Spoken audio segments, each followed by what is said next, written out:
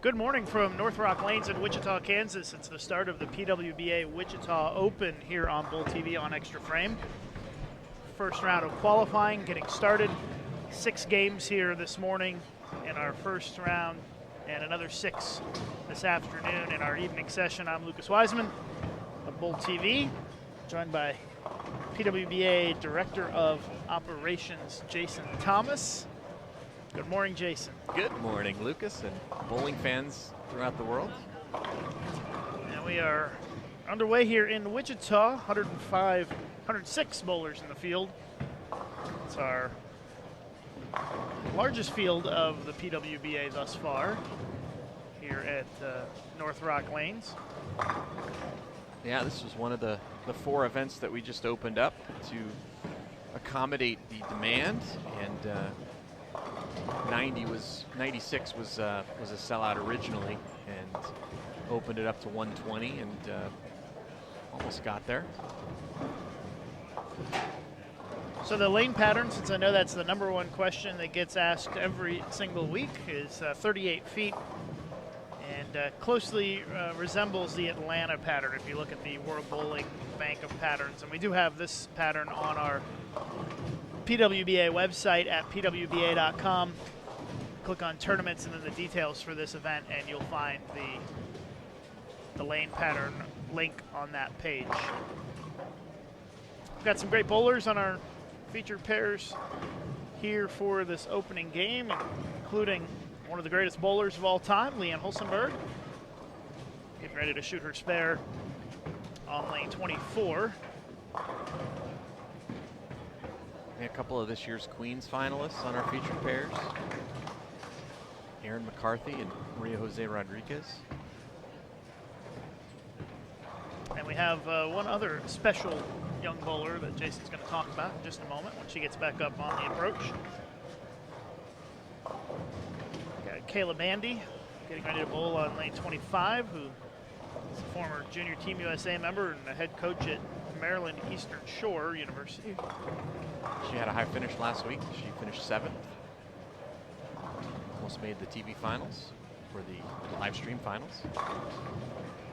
We can pretend like we're TV sometimes in the bar after you know, if we're trying to impress somebody, but it's a live stream. A couple of early missed spares too from a couple of ladies on our featured pairs. Well, it is early in the morning. Maybe they're just getting loose. They did have a practice session this morning at 7 o'clock. I walked in about 10 to 7 expecting the place to be full, and they were kind of straggling in a little bit. Yeah. They had a practice yesterday as well, so the morning practice session not quite as vital, but by the time the practice session got about halfway through, it was pretty full. I think good percentage of the competitors were here bowling. Typically the players will come out and try some different things. Maybe if they drilled the ball last night, they'll try that ball and see how that works. But yeah, if they had a pretty good look yesterday, for the most part, you know, they're really not going to need to throw much unless they just want to loosen up a little bit.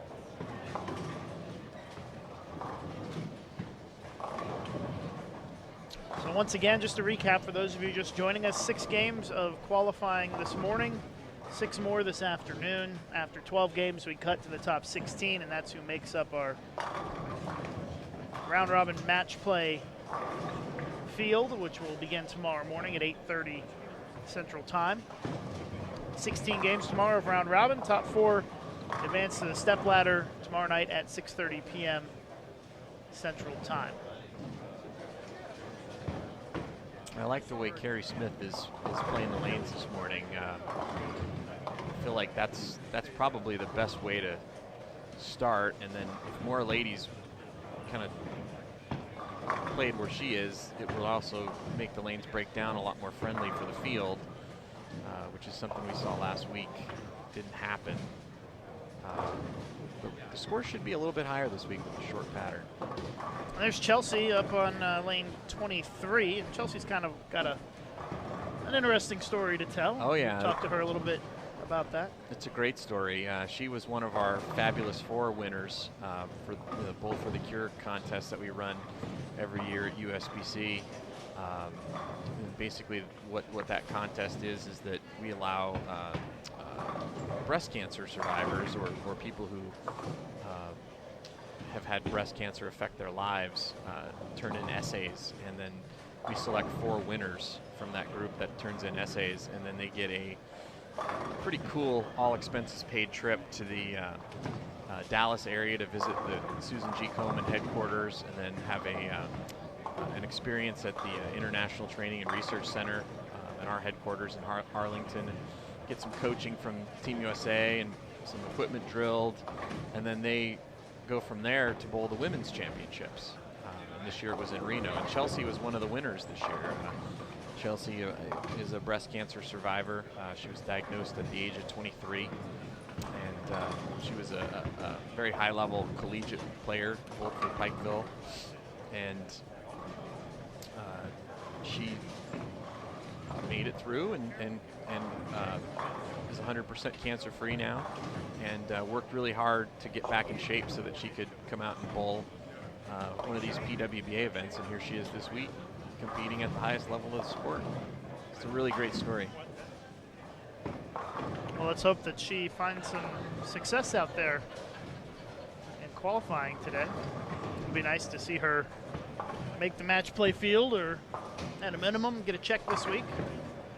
Yeah, she's really excited. I talked to her this week, and you know, it's one of those things as an old man, you forget about how excited you used to be to bowl tournaments. And you talk to Chelsea, and I mean, she's nervous and anxious and excited, and you know, I mean, obviously she had bigger problems in her life to have to deal with than, you know, coming out and bowling a tournament. But you know, the way that she dealt with, you know, the hand that she was dealt in life, and her great attitude, it's exactly what the tour is all about. It's about being able to live your dreams, and you know, she not only is an inspiration to, you know, young girls that want to become professional bowlers, but just people in general that you know, are going to be faced with adversity in their lives. Well, we got a couple players of the front 3 this game. Someone asked me before we started if I thought that the scoring pace this week would be higher or lower to make the match play finals than Sacramento. I think it might be a little bit higher. Sacramento was a pretty long pattern, and it played pretty tough, and it's a little bit shorter pattern. The ladies will be able to see the ball, have a little bit more motion. I think we could have some good scores. I was watching them practice a little bit. Some of them looked pretty dialed in. Yeah, I mean, Sacramento, I was pretty happy with the scoring pace there, just based on, you know, all things being considered. The only disappointment there was that the left side was played a little tougher than we expected it to. Yeah. And then last week we expected the scores to be slightly higher than they were in Sacramento, and that didn't happen. A lot of it had to do with I think the surface, and then also how the lanes, how they played early. You could play from a lot of different angles, and what ended up happening is, you know, the ladies didn't really break the lanes down like they normally would, all in the same place, and creating a very defined friction zone that you could just bump left of and have some room. It never developed, and so it only took a 200 average to make finals last week, and it was a little bit unexpected. So this week, you know, hopefully with the pattern being a little bit shorter, it'll force people out to the right a little bit more, and the scoring pace will be a little higher. I don't expect it to be super high, though. Yeah, and the field is even stronger than it has been in the 2 weeks prior to this. First True. week in Sacramento, we were missing a few of the top players because they were in Japan, and then last week was not quite as big a field as there is this week, but we've got you know, a significant amount more players this week than we did last week, and you're in a very high-level bowling community here in Wichita with a lot of great high-level players with the big college programs in town, and so you've got a pretty strong field. That I would say that the amateur field here is very, very tough, as well as the number of PWBA members who are here. So yeah, you're right. I mean, it's probably the strongest amateur group that we've had, in the 3 weeks of the tour. And then also, we still do have some players missing this week with the Pan American Games going on. We've got quite a few really good players that are not here this week. So we would have probably been filled had those players not been participating in the Pan American Games. Yeah, we're missing Liz Johnson and Shannon Plahowski, Claire Guerrero, Rocio Restrepo. You got a few others that may have been here as well. Almi Guerra, so Patricia De Faria. It just kind of goes on and on the list. Yeah. Pan Am Games going on right now in Toronto. And Terry Bigham, our staff, has updates on bowl.com for you. Big Terry. On that event. They finally let him out of the office. That's right. First event he's covered in a long time. There's no live streaming of the Pan Am Games due to rights issues, but Terry's doing his best to keep everybody updated. The USA women finished with the silver medal yesterday, Liz and Shannon, and the gold medal went to the Colombians, Rocio and Clara. No surprise. Very good doubles team right there. And they ended up winning by more than 150 pins, I think. So it was pretty dominating. And then Tommy Jones and Devin Bidwell finished in the bronze medal position for the guys.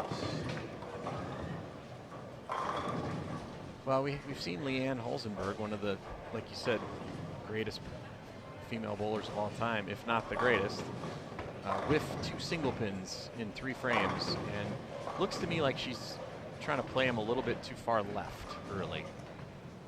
And I think that's what Del Valle just told her. I think we may see her move right, maybe even throw some urethane.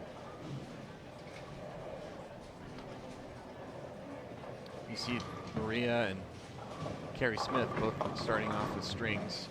He's got a chance to fall. Oh, Maria had a pin rolling toward that 6-pin, but didn't knock it over. If you have any comments or questions, you can tweet us at PWBA Tour. Send in your tweets at PWBA Tour, and monitoring the Twitter feed here this morning.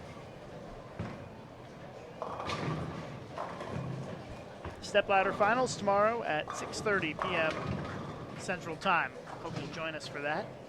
Top 4 after round robin match play make the stepladder. 2 weeks in a row, Missy Parkin has made the stepladder. Wonder if she'll make it again this week. Yeah, she's knocking on the door. Last week, qualified second, and Stephanie Johnson defeated her in the semifinal match. And then, lost. Yeah, I wasn't there, but it wasn't a very close match. No, it wasn't very close. Looked like Stephanie kind of rolled through the first couple of matches. Stephanie had a pretty easy way the first 2 matches, and the title match was a great match. Jazreel Tan with 257, Stephanie with 246. Jazreel needed a double in the 10th and threw a big messenger first shot in the 10th to help lock up the win. I was watching on the Extra Frame app at home. Yeah. Because I was at Junior Gold last week. That's why I wasn't in Lubbock. It was a pretty exciting finish. Yeah, it was a great match. Jazreel came in as a guest. Group of ladies from Singapore bowled last week, and they're here again this week. And there were 5 of them, and 4 made the top 16, and the 5th was the alternate. So they had a nice week among them. No surprise. No, not a surprise at all. But because Jazreel's a guest, she will not receive a spot in the Tour Championship at the end of the year. So that's one more spot for the members to get the bowl for. And all 5 of the Singaporean players could easily be top-level stars on the PWBA Tour, but they have different priorities. They are here for good competition and tune-up, and they spend a lot of time working together as a team in Singapore, preparing for their next event. And I'm sure that they are preparing for the World Championships for the women, which is coming up in December. I'm sure a lot of the Americans won't be too disappointed to see them go. They're all friends. sure they'll miss their company, but they're not going to miss the 5 extra spots in the finals every week. But we've talked a little bit about maybe some ways that we could do something similar to the way the PBA does their international membership, so that we could find some way to have those international players become members but still not lose eligibility for some of their international events, because it would be nice to have them in as members, and it would be cool for Jazreel to be able to bowl the Tour Championship, but as I mentioned, since she's not a member, she's not qualified for that. Looks like Erin McCarthy also having the same kind of issues as Leanne, just a little bit further left, and there's no hold. That's the big thing. There's friction to the right, but there's no hold. And if you just cut the ball short a little bit or miss a little bit left, you're going to pay the price. And we've seen Erin pay the price twice.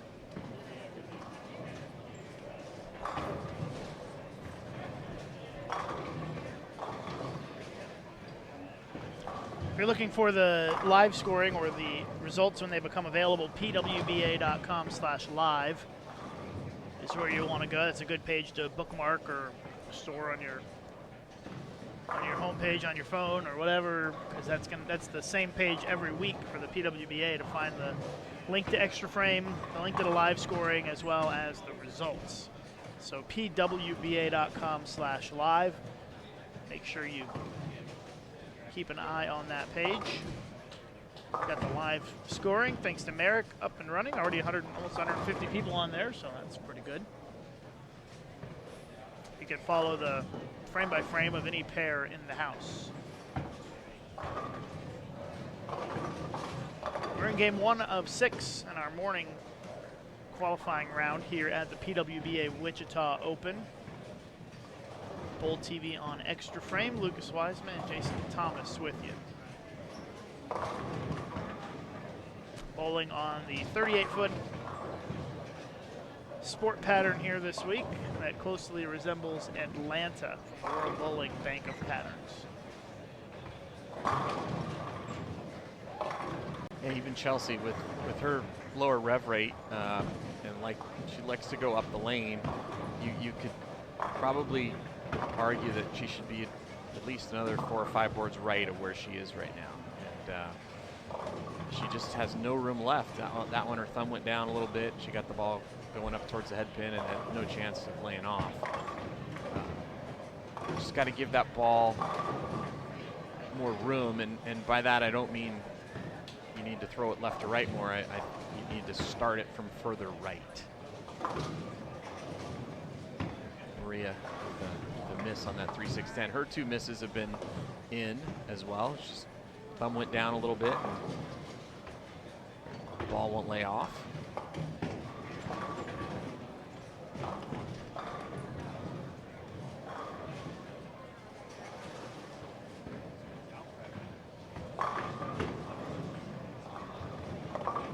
But you know, you got that rule of 31 that we like to follow, where the ball should be exiting the pattern at the length of the pattern minus 31, whatever board that ends up being.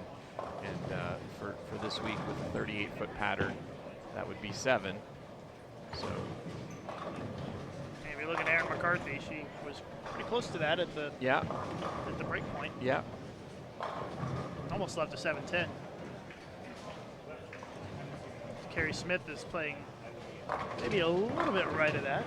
I like where she's playing. I think she's got the right idea, and she's not too far right that, you know, pair to pair there's going to be a lot of inconsistency, because, you know, let's be honest, with any synthetic install, if you try to play 1-2, you're going to have issues pair to pair.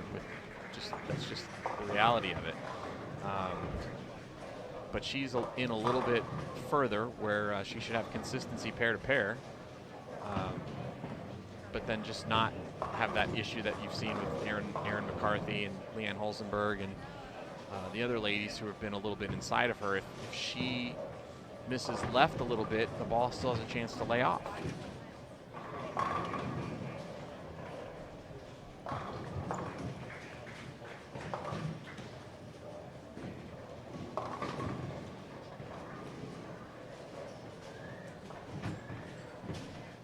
see some strikes looking up and down the bowling center. Also see a lady with 45 in the fifth. So, and Leanne just chopped that spare for 64 in the fifth. Yeah. She can't catch a break. I mean, I see a young lady with the front six, Jackie Carbonetto, front six. So there's scores out there if you play them right, but there's also some traps if you play them wrong, and I think that's the way a professional pattern should be. You should be able to. It should reward you if you play them correctly and make great shots. You shouldn't have to struggle if you're making great shots and you're bowling well. And it's not like your house shot where you could just pitch it right and close your eyes. It's going to get to the pocket and strike. It doesn't quite work that way. Exactly. Some of the bowlers might find some area, but they're not going to have as much area as you would on your house shot. Right.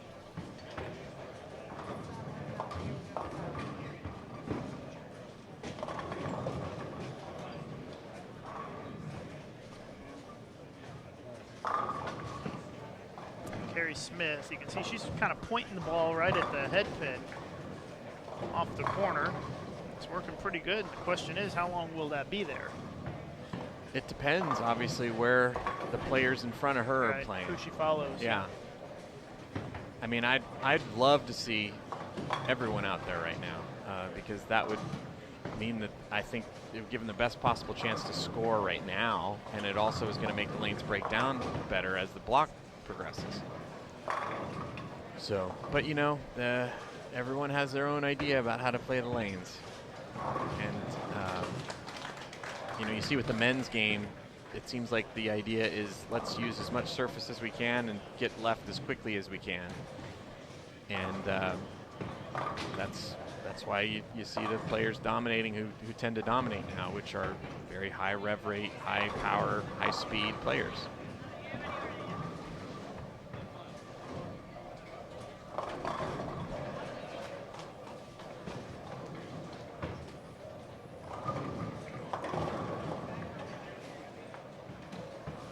And the other thing too is I think even as much as these ladies have had a chance to bowl on sport patterns,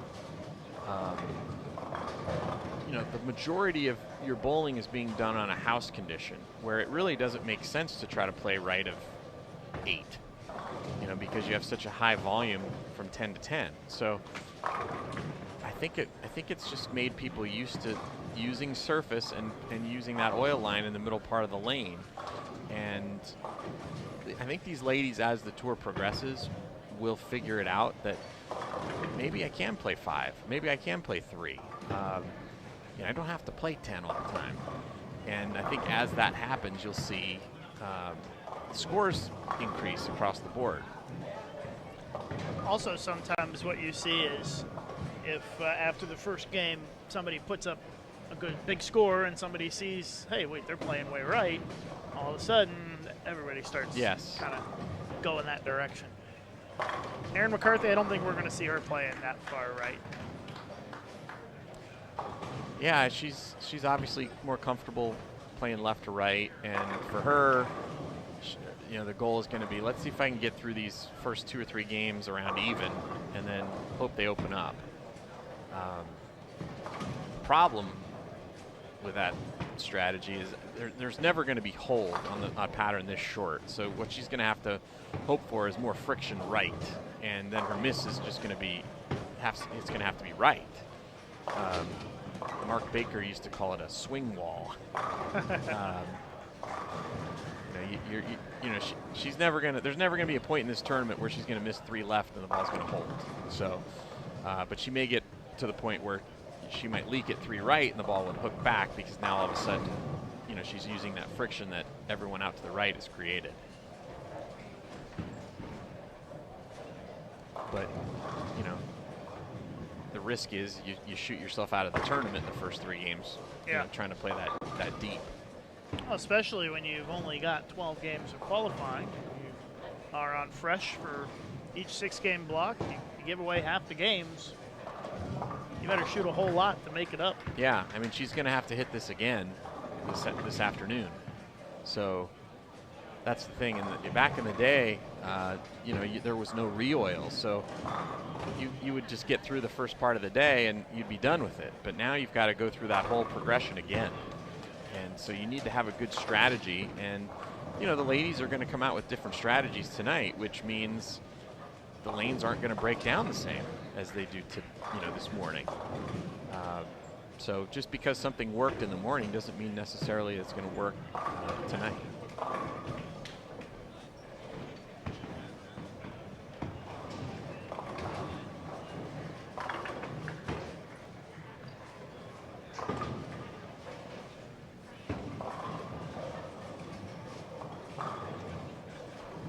Approaching the end of game number 1 here.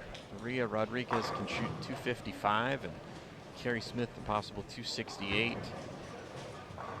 Leanne Halsenberg has moved out to the right. Yeah, now she's given up 6 frames of the game. Now she's got to try to find something else. The good news for Leanne is she definitely has quite a bit of horsepower. So even if she shoots 150 this game, she's capable of shooting a couple of 270s in a row and getting herself right back into it. And, you know, with the scoring pace being what it's been, you haven't had to average 240 to make finals. Yeah, sure. So, you know, one bowler who I would expect to bowl pretty well on this pattern, who's just kind of doing average, is Carolyn Doran-Ballard. I would think that she'd bowl really well on this. She's only at 141 the 8th and a strike in the 9th. yeah, I would have she can shoot expected that she 2-0. would Yeah. she'd come out firing a little bit on this pattern. You know, She had a split and a 6 count open as well, so that kind of kept her down. yeah, we mentioned you still have to bowl well. Even though you're playing the right zone, you still have to throw it well and make good shots. Maria. Yeah, she missed a little bit left and didn't have any hold. Yeah, that's her miss. I mean, she likes to go left to right, but obviously she can play down the boards. But when she does, her miss is that thumb down, kind of try to save it, miss inside, and ball just won't lay off when you do that on this pattern. First game of 6 in our round 1 of qualifying here at the PWBA Wichita Open. Kayla gets a break on the split there as the 4-pin goes down. Marshall Holman on the Junior Gold telecast, which are coming up here in a couple of weeks. That shot Kayla Bandy through, he would have called that a pilgrim ball. And you know why he calls it a pilgrim ball? Because it settles early. Nice. Early settler. But you saw, you know, on that shot from Kayla, the ball checked up really, really fast and then just kind of stopped. And I think she has the right idea, but she just needs to throw it a little bit harder, or maybe go to a ball that just saves just a touch more energy.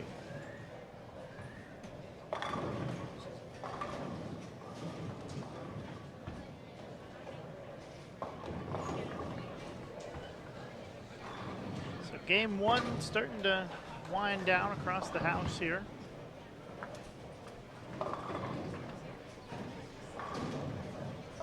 Carrie Watson, one of our newer PWBA members, just joined. She's from Winnipeg, Canada.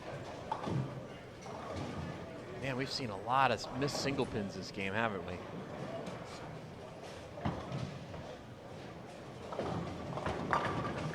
Single pins get tough when you're bowling on a sport pattern. It gets in your head. You're so busy thinking about what you need to do on your next shot to figure it out and make a better shot that sometimes you lose the focus on the single pins. Another one. Yep, Aaron misses one. Man, it's just costly. I mean, Yep. Especially when the scoring pace to make the finals hasn't been too high the first couple of weeks. yeah. If you give away 10 pins a game, that's, you know, could be a difference between making the finals or even getting a check. Now, I've always thought that spares were tougher to shoot on shorter patterns because especially if you don't throw the ball 35 miles an hour like Oscar Palermo. Yeah. the ball will hook. And even with plastic or urethane, there's another missed Carey single just pin. missed it. Wow.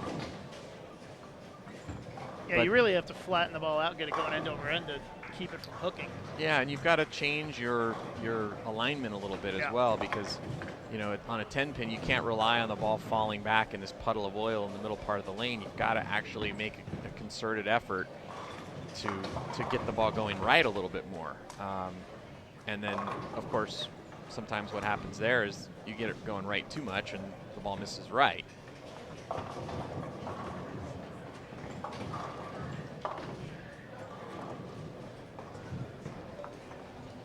Always found it interesting on the PBA Cheetah pattern that, it was easy to strike for the pros, but the spares were a lot harder to make. You can't really shoot a left side spare by hooking it at it if you're a right-hander, because the only place where you have friction is out by 2, the 3 board, and so you don't really want to rely on having to hit 2 or 3 board to make a 7 pin. Yeah.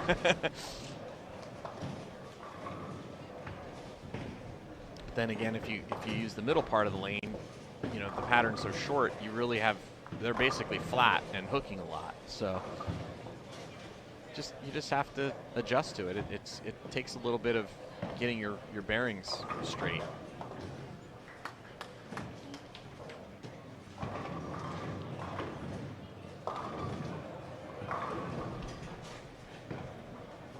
Well, Erin was pretty disgusted with herself after missing that single pin, so let's see what she does here in the 8th frame. Not good. I think she's going to be even more disgusted. Yeah, she took it out on her Gatorade bottle last time. I have a feeling a Gatorade bottle's in for a little bit of a hurt after this frame. Yeah, and that's kind of what we talked about. She's taking the risk of playing in a little bit deeper, and the goal probably for her would have been, let's just shoot 200 this game and maybe next, and then once I have some friction out to the right, because in 2 games that shot she just threw is going to hook back and strike. But right now it's not. Right now it's a 2-8-10, and she's missed in a couple of times at big forward, and then obviously the single pin miss that didn't help, and she's going to be open here in the 8th again. So if she can pull it together and bail it out, she'll shoot 170, but otherwise it'll be 150 or less.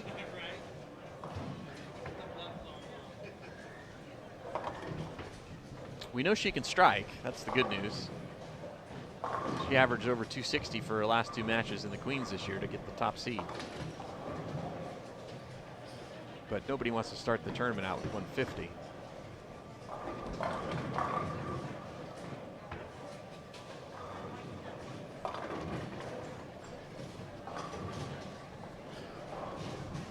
I like the strategy that Maria Rodriguez is employing here, trying to play out, because she's going to get her bearings playing out, and then once that spot starts to hook a little bit, she can jump in a little bit left, and she'll be able to do what Erin and Leanne are trying to do in game 1, which isn't quite there yet. So I just like her strategy better for how she's playing the lanes, and she's going to shoot 220 this game.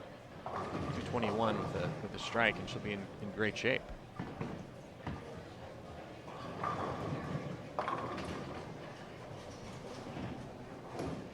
CDB ended up bailing that game out. She struck out last 4 for 201. I think Maria is going to be in pretty good shape here today. If she's got a pretty good game plan, playing right, and then she can maybe at some point make a jump left, and exactly, she could be in good shape getting out of this game 1 with a 220. She's going to get a look at a different ball. Yeah. Already kind of figuring out what her next move's going to be. See that one picked up a little bit quicker. Seems like 220 is a pretty good game on the fresh. See Amanda Green is bowling pretty well, spare, and then 6 strikes in a row on lane 29, if you'd like to watch on the live scoring. Yeah, I talked to her last week. She was watching her roommate bowl the Pro-Am, and she's kind of just duffnering against the back wall. I went up and I said, hey, how'd it go today? She said, I was third after the first block, and I missed a check. Ooh, that's not good. I don't really want to talk about it. I said, okay, I'm sorry. Here's a free food coupon for the snack bar. She looks a little bit more motivated today. Just struck again. Well, that's the cool thing about a tour, is that you have these disappointments that normally, in the past the ladies had to live with for 6 months. And the cool thing about a tour is you can get right back at it the next week and use it as motivation.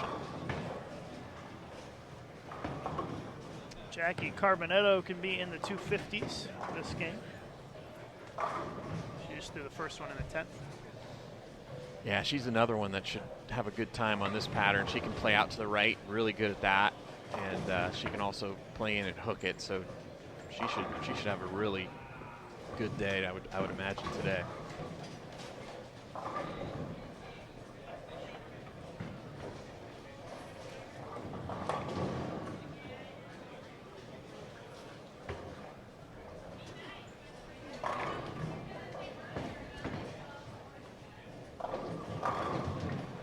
Do have some live streaming on Bold TV coming up next week.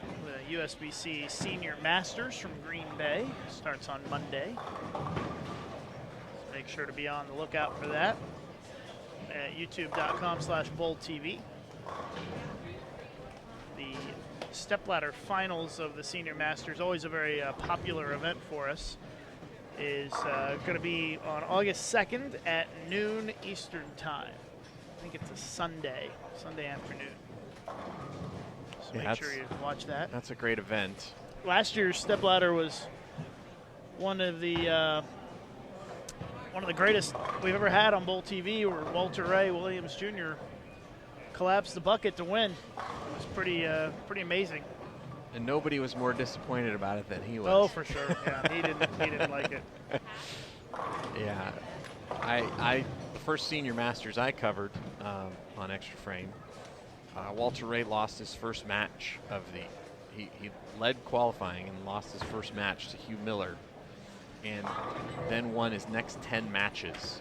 Never got a break, just bowled all day long, and we covered every match on Extra Frame, and ended up bowling for the title.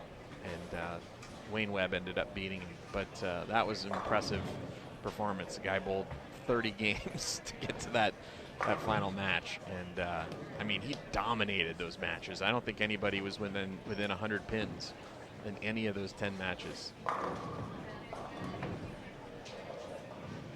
think he beat Kent Wagner by 300 pins one match. Wow. Yeah. Sorry, Kent. I did not mean to throw you under the bus there, but I saw it happen. Final frame of game number 1. Yeah, there's Chelsea with her first double of the tournament. She can still bail out 187. Looks like she's crept a little bit further right, and now she has a little bit of a better ball reaction.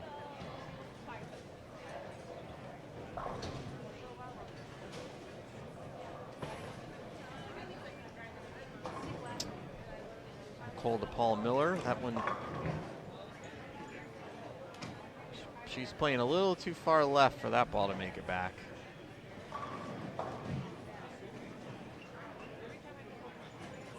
I wonder if Kelly Kulik is coming up on our pairs next. Looks like Standing she's having a back here. conversation in front of our pairs. She's either trying to line up off somebody, or and I'm guessing she's not trying to line up off of Aaron McCarthy, who's shooting 150. So.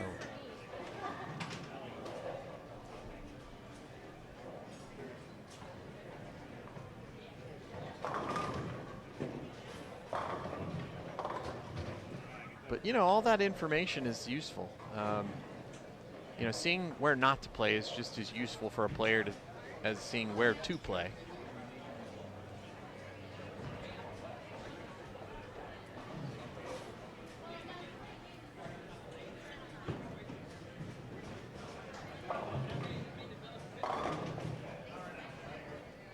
.186 for Chelsea Gilliam, and she's off to Not a bad start. Not a bad start for her first PWBA event.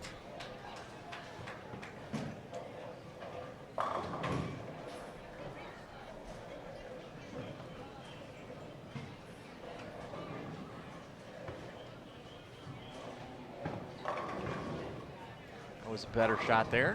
Cole, why can't I do that on the first shot in the 10th? Well, knock on wood, bowling at a pretty good pace this morning so far. Yeah. About 40 minutes for the first game. Yeah, we had restructured the schedule with the expansion of the fields. We moved to 5 on a pair. This week we didn't fill at 120. We had filled at our original max capacity of 96, but then we opened it up to 5 on a pair, and so we've got a few pairs that have 4 and the rest with 5. But we also altered the schedule. That one made it back a long Can't way. believe that came back. Yeah. Looked like a ball change, too. And she didn't like the shot. She got it pretty far right. Leanne Holzenberg trying to save her game here. Yeah, she's That's 3 in a row. She moved back to the right, and that's where the missed spares obviously cost you, because she makes those 2 single pins and strikes out here. She shoots 214, and that's a great game. But now she's fighting for 193 with 2 more strikes. That one she got in, and as we mentioned, there's just no hold right now, especially if you're already starting that far left. I think she'll take 180 after the start she had. Yeah, she's close. That easily could have been a 150 game the way it was going. Yeah, definitely. Wow.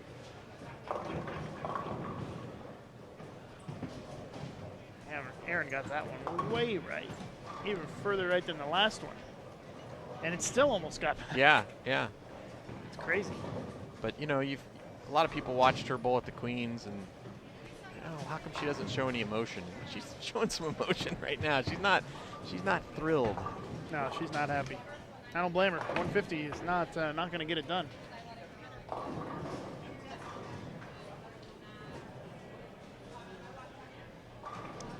All right, so last shot of game 1 here. I think she comes from the attitude category of act like you've scored the touchdown before. Yeah. But when you're not scoring one, it's okay to get a little fired up.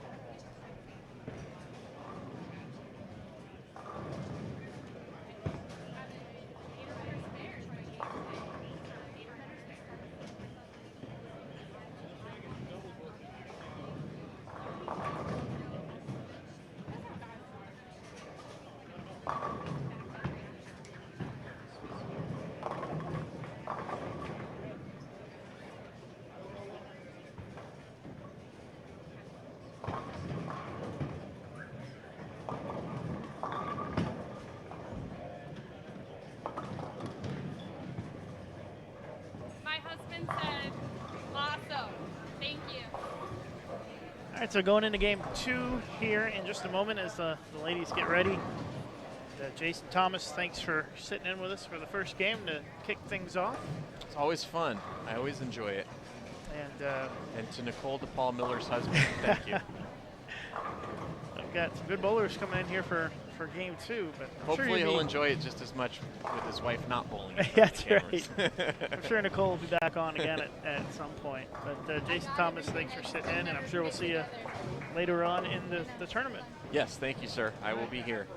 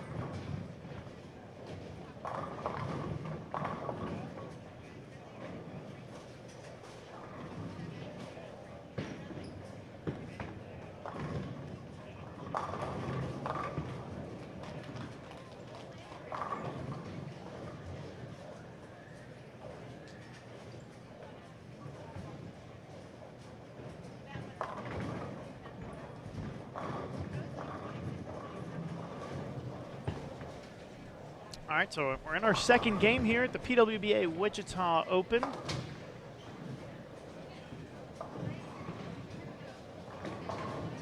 Got some great bowlers on our featured pairs once again.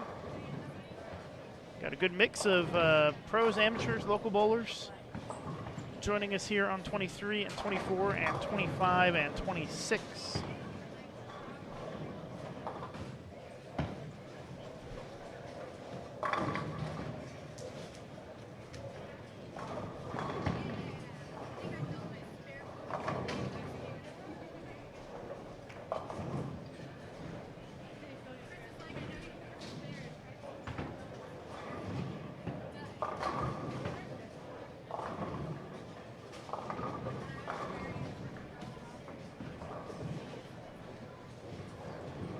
If you have any questions or comments, send us a tweet at PWBA Tour, at PWBA Tour on Twitter.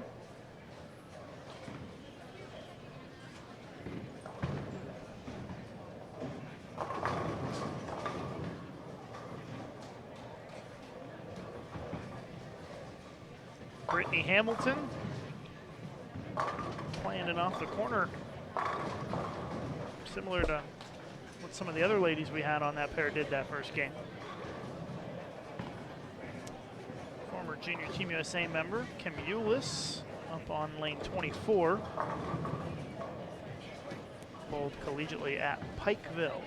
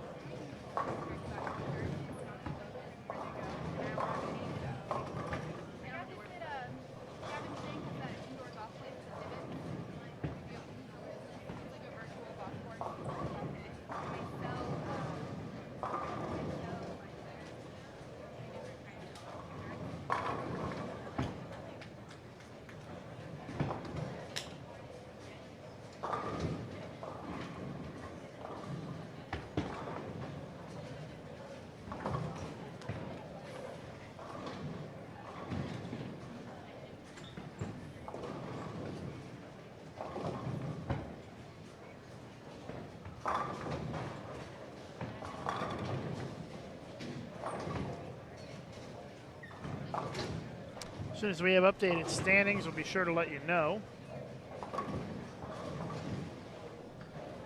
Just a couple of frames into game number 2 here of 6.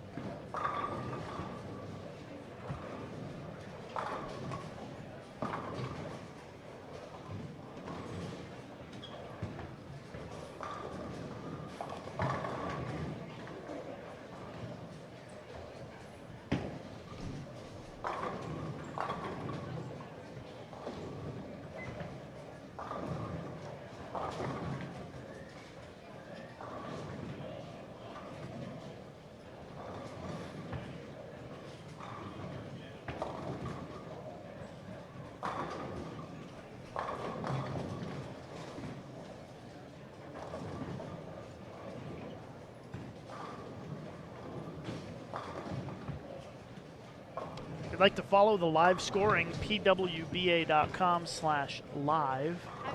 We've got the link to the extra frame streaming as well as the live scoring and also the links to the results when they become available. Kelly Kulik stepping up on lane 24 right now.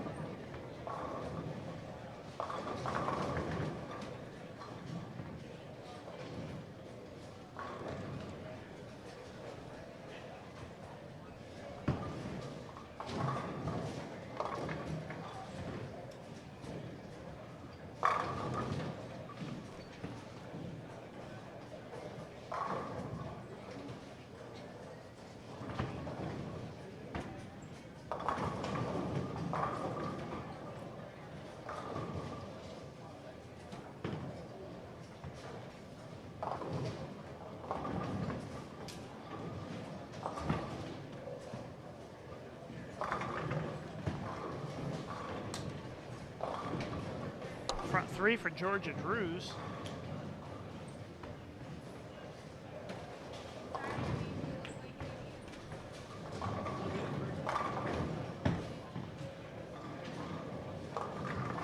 Lane pattern is 38 feet. That's a medium pattern. We've got the pattern posted on PWBA.com. If you go to the tournaments page, click on the details for Wichita, you'll find the link on that page. Closely resembles the Atlanta pattern, if you're familiar with the World Bowling patterns.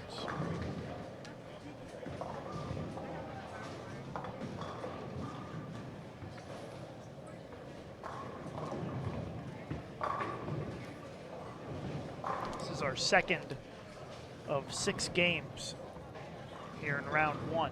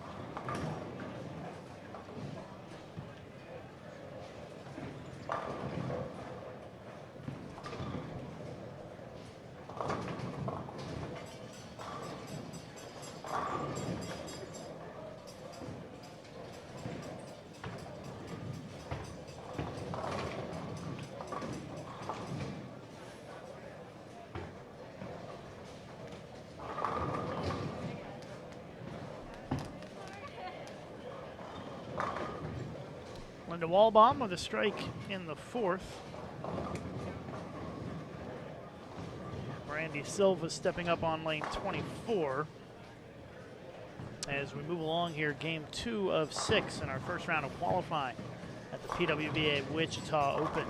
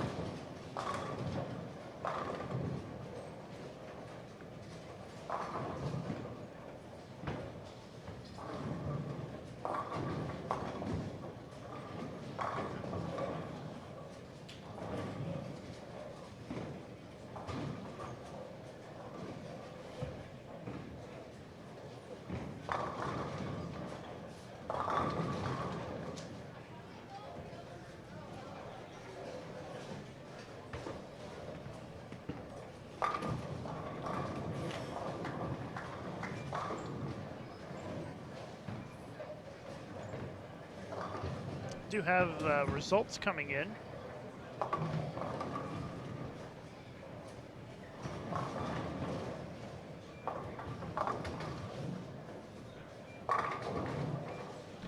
Sabrina Divis of Gillette, Wyoming, plus 58 in game 1. Netta Light of Andover, Kansas, plus 57, so 257 for her. Amanda Green shot 256. Kelly Kulik had 248. We've got Kelly on the featured pairs for this game. Ashley Rucker, 247. Jackie Carbonetto, 246. Samantha Carpio, also 246. Jody Wessner, 237. Stephanie Johnson at 236. Brooke Bauer, 236. That's your top 10 after one game. Cut line, 16th place is 226 after the first game. You see my dad? He was joking about not waking up.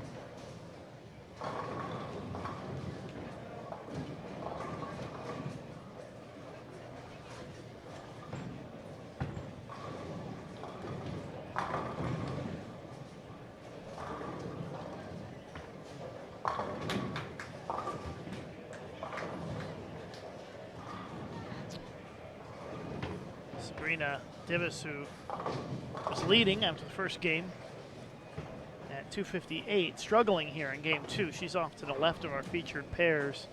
63 in the 5th for Sabrina. So a stark contrast to the 258 she had to start things off. You can find the results at pwba.com/live.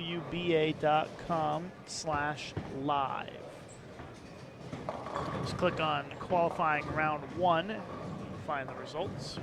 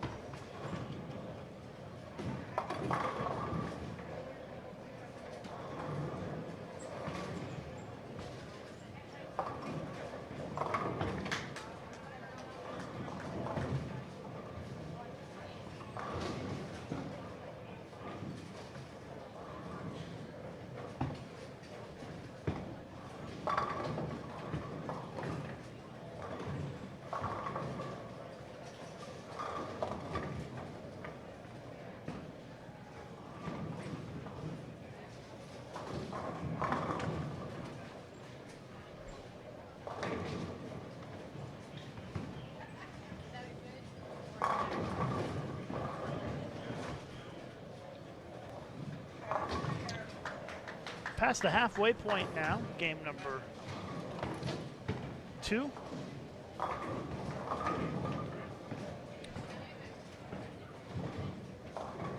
Had 16 bowlers go 226 or higher in the first game.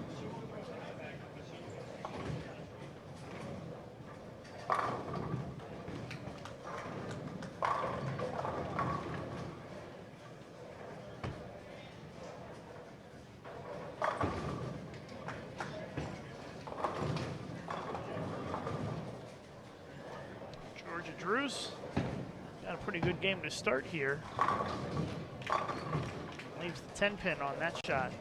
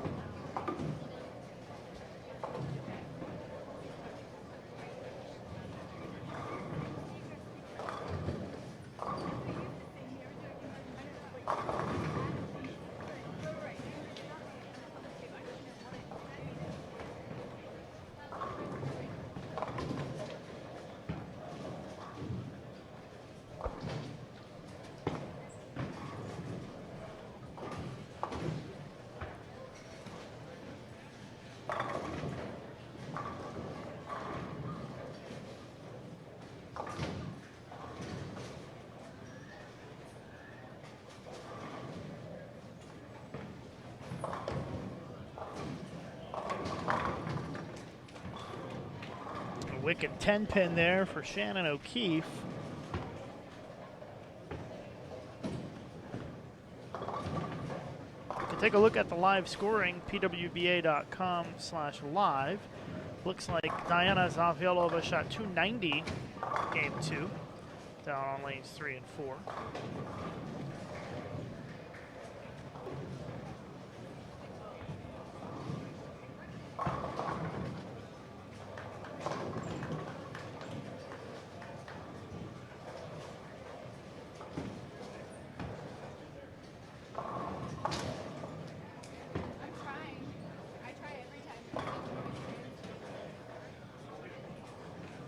Looking across the house to see if anybody else putting up a huge game like Diana did. I don't see anybody who has a chance at 300 this game, but a 290 game for Diana Zaviolova in game 2, down on 3 and 4. Diana shot 220 the first game, so that's going to move her up rather quickly in the standings, if not to the top.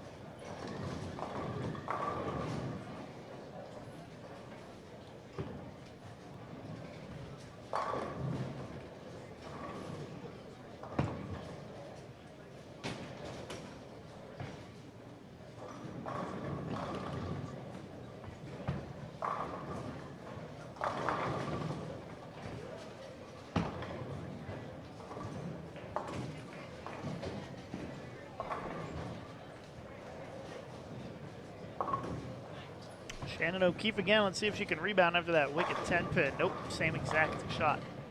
Back-to-back frames. Different lane, same result. Wrap 10. Alley eye jams through the face on lane 24. She bowled at Wichita State. Bianca Simmons gets that one right, leaves the washout.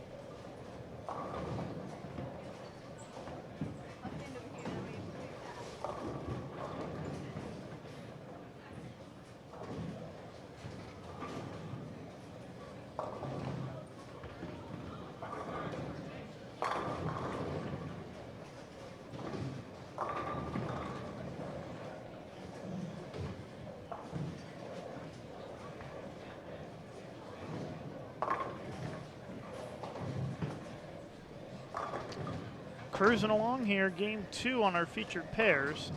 A lot of the other pairs already wrapping up or getting close to it in game 2. So moving along at a pretty good pace early on here this morning. The second round of qualifying is scheduled to start this afternoon at 2:30 Central Time. And that should wrap up by 7 p.m. Central Time this evening. We've got a Pro-Am tonight here at 8. And then we get started tomorrow morning at 8:30 a.m. Central Time with the first round of match play. That's 8 games of round-robin match play. The final round of match play, the last 8 games of round-robin, are tomorrow afternoon at 1:30 Central Time. And that'll take us into our stepladder finals,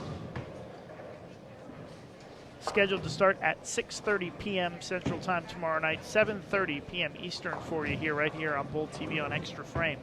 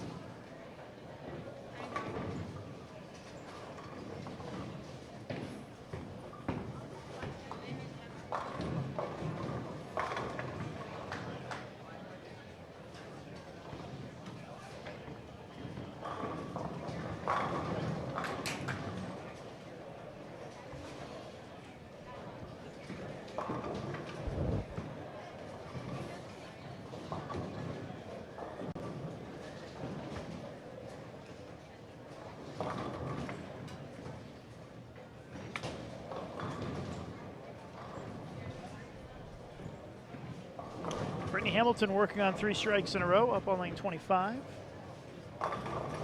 Turns it into a 4-bagger.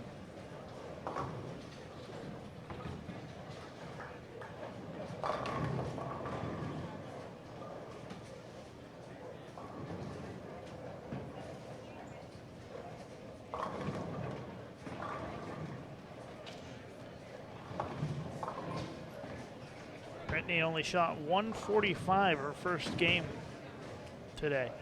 She's trying to make up some ground here in game 2.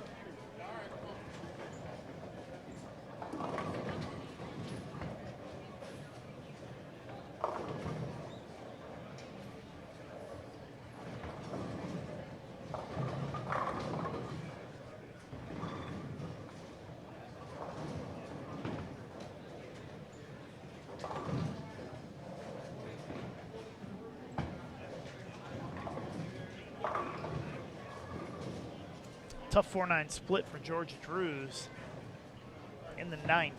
A little bit high on that shot.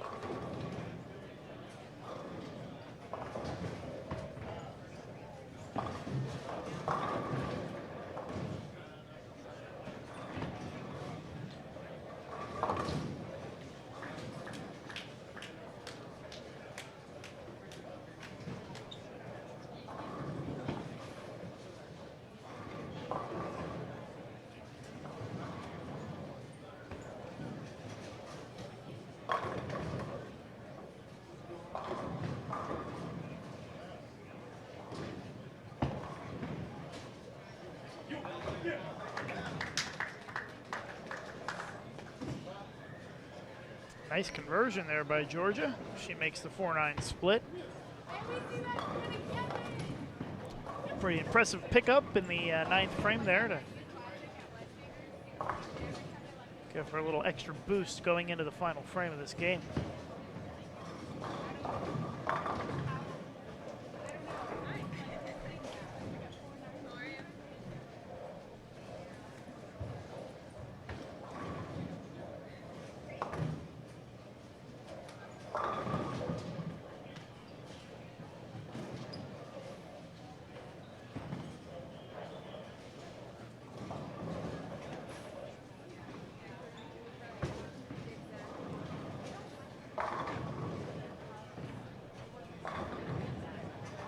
Well, if Brittany Hamilton strikes out 9th and 10th, she can join the 100 pin club.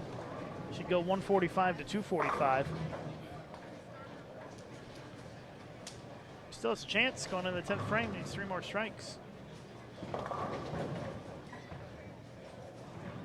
It's okay if you join the 100 pin club when going from 145 to 245, but you don't want to do it the other way. You don't want to go from 245 to 145. So Brittany's going the right direction this game.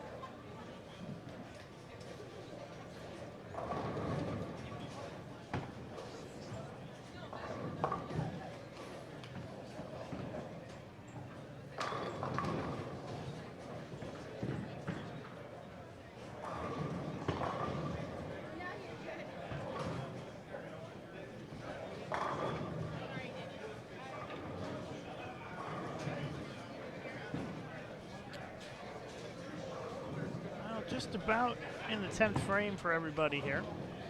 Still have Leela Yaya to finish the 9th frame on lane 24.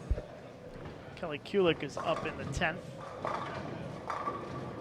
Kelly can max at 218 this game.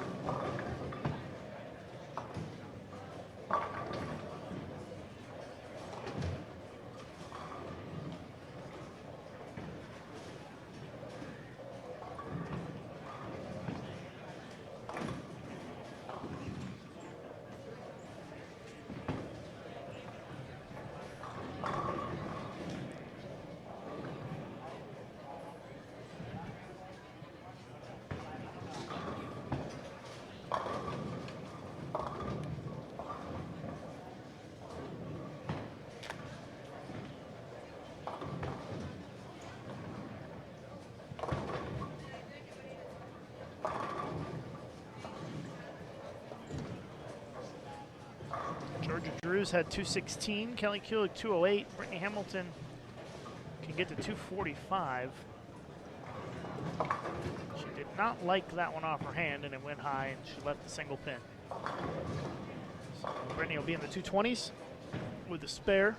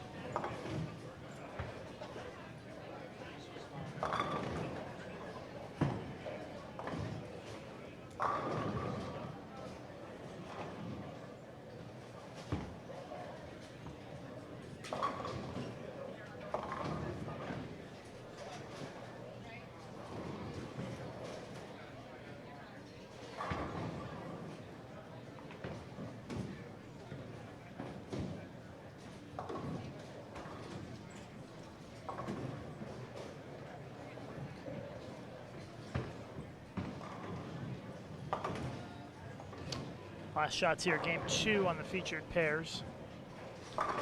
Shannon O'Keefe trying to get into the 2 teams. Another strike here. Their 3rd consecutive strike.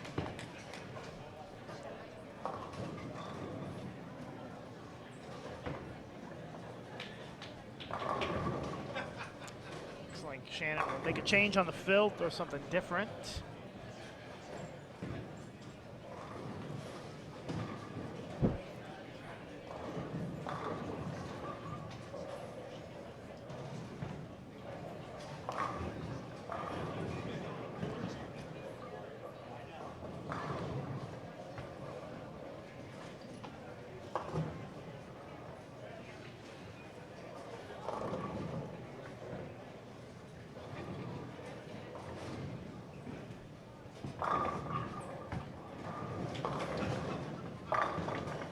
Nice reaction right there on the fill. The ball change, 212 for Shannon O'Keefe. As we move into game 3 here in just a moment.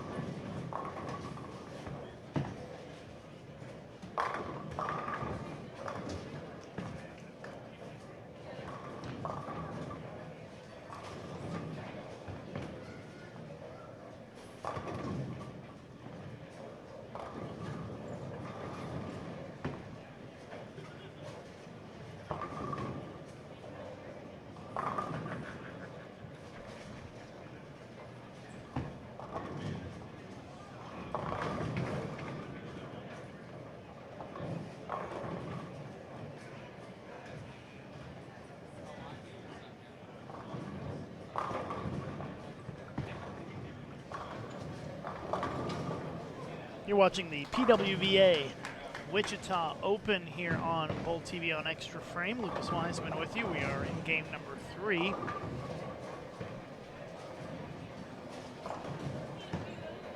Danielle McEwen getting ready to bowl on lane 24 here in just a moment. Got Megan Kelly shooting her spare on 26. Katie Jensen going to be up on 25, and April Murphy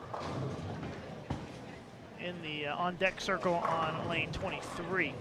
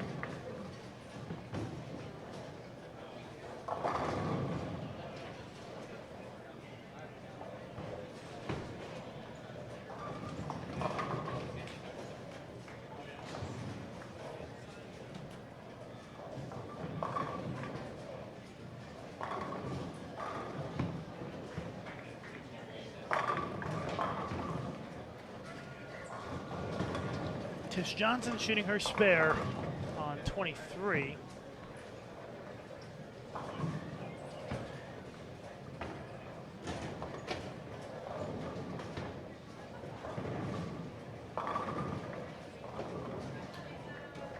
Tania Falbo shooting 3.610 over on lane 26.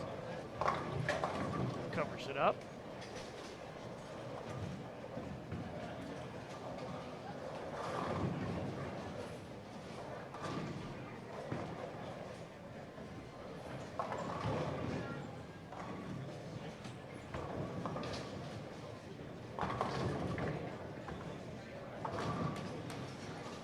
Sarah Loker with single pin leave, and Brianna Caldwell up on lane 25 right now, working on a double.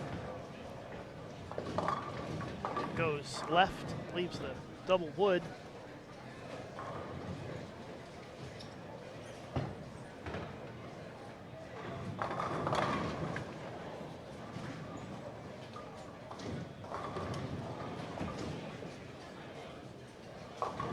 Jessica Abel here in Wichita.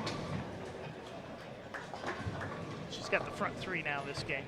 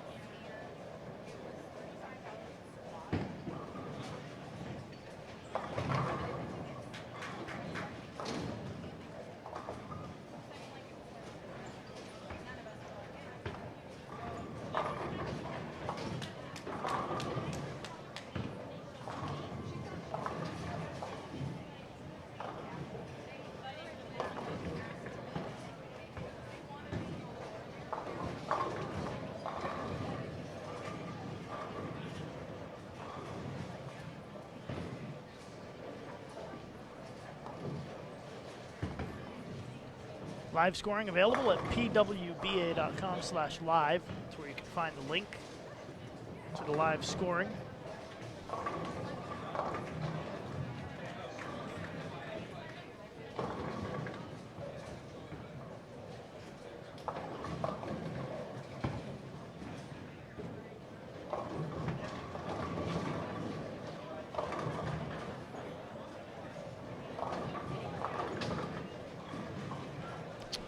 McEwen with a strike for a double.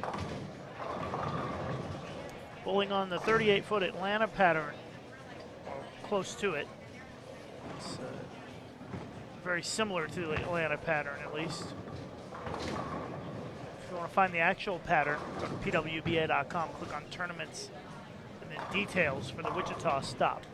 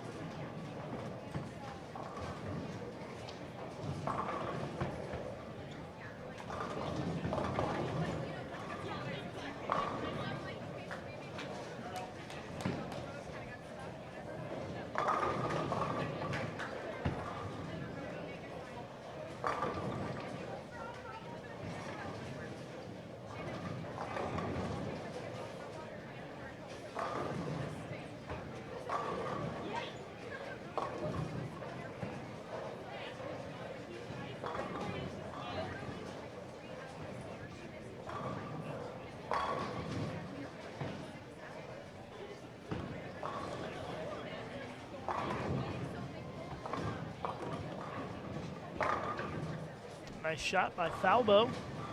Strikes in the fourth.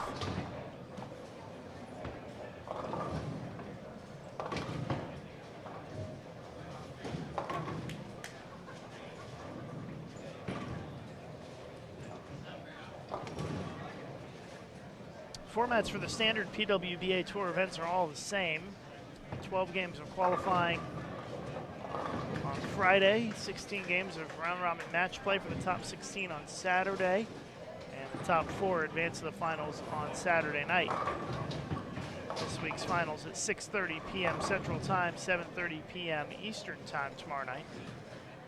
So make sure you tune back in here to Bowl TV on Extra Frame.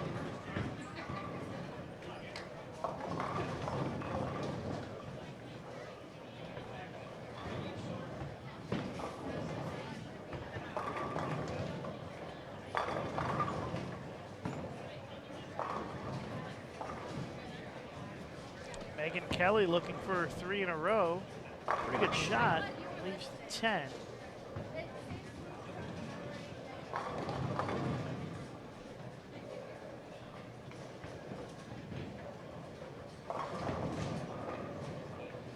All right, got updated standings, and Diana Zafiolova makes the big move up to, she was outside of the top 16, now in first place, plus 110. After that 290 game. Brittany Hemmelreich at plus 98. We've got a tie for third. 4 players all at plus 58.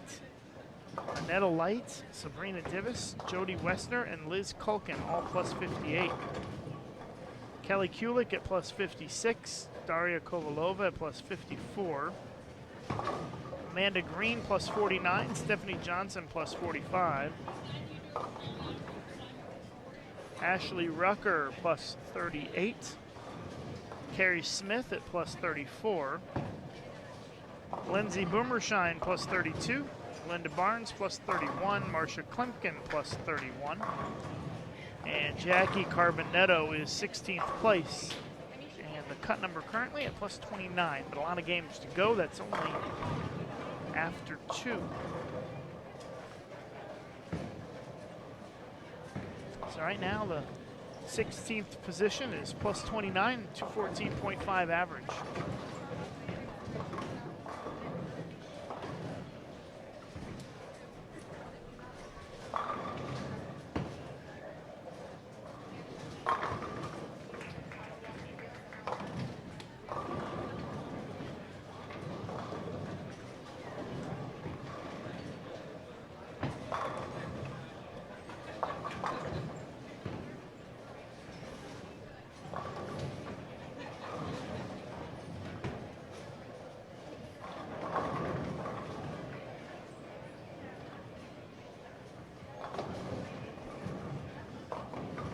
Tania Falbo sitting at plus 10, down in 29th place after 2 games.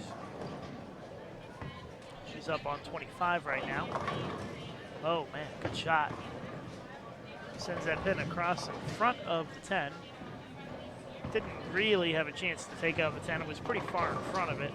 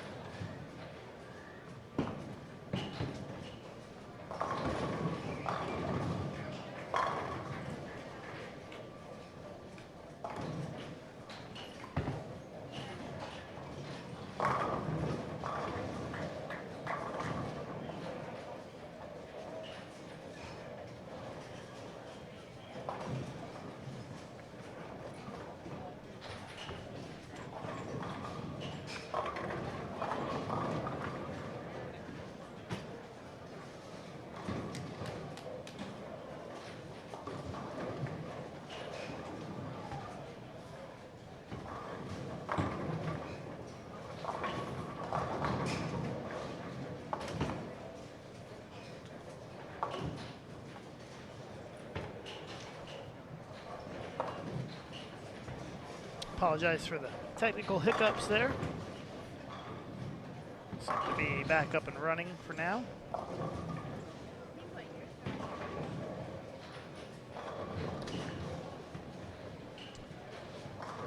Just a couple of frames to go here. Game number 3 of 6.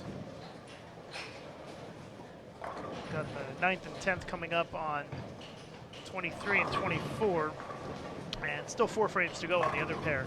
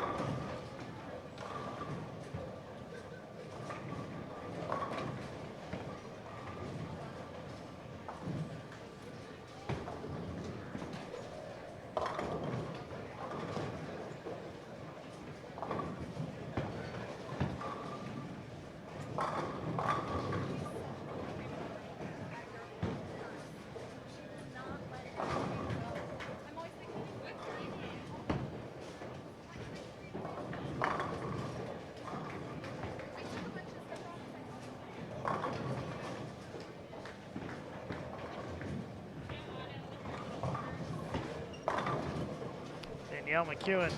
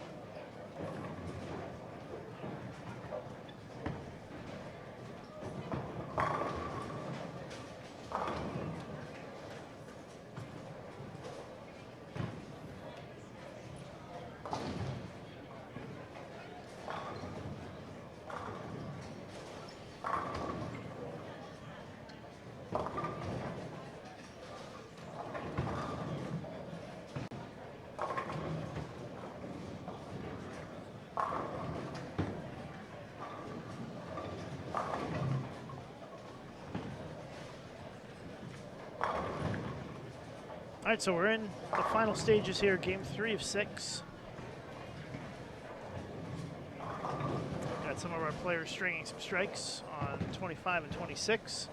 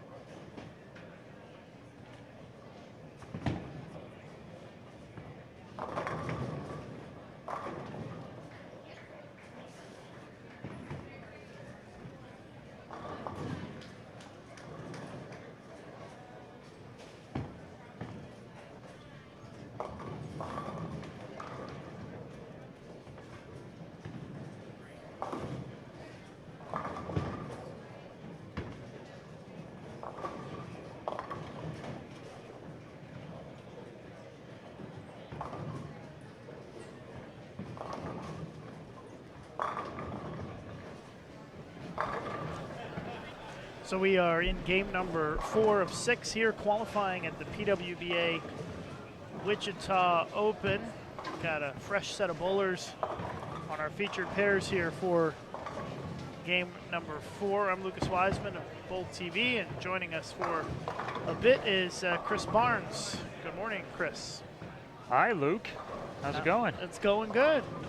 I would imagine that you are in our neck of the woods because your wife is bowling on the featured pairs this game. Yes, that's exactly why I'm here. And how is Linda doing so far? Score-wise, very consistent. It's both two really good games with not a lot of score. 2-1, 2-1, and one game where struggled a little bit. When she made the flip, the approaches were much tackier down on the low end than the high end, but finished well for 2-1 that game. So,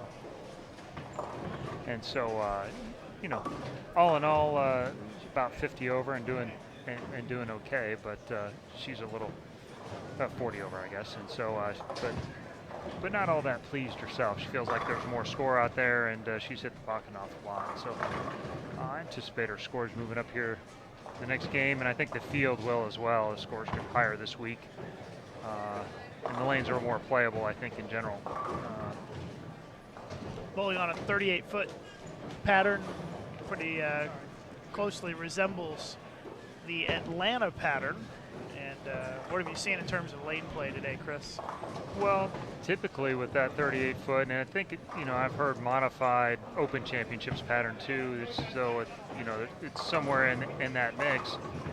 You would be in between 5 and 10, but like most surfaces these days, the track's pretty dominant. So it's hard to play that 6, 7, 8 range for very long because there's so much hook just left of you. And having bowled, this was my home center for almost 15 years, and when they put in this new install over the old armor plate lanes, they're it started to take on some of the same characteristics, and I think now you're seeing a lot of players move into the track and be able to really open up the pattern now that it's carried down a little bit. Well, this is game 4, so we're past the halfway point of the block. Scores have been pretty moderate so far. I have not seen a sheet yet, so I have it after 2.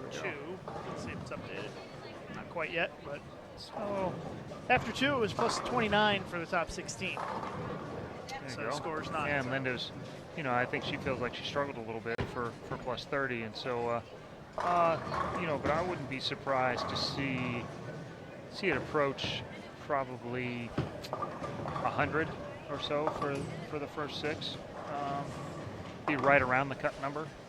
There's, like most centers, there's some good pairs and there's some bad ones.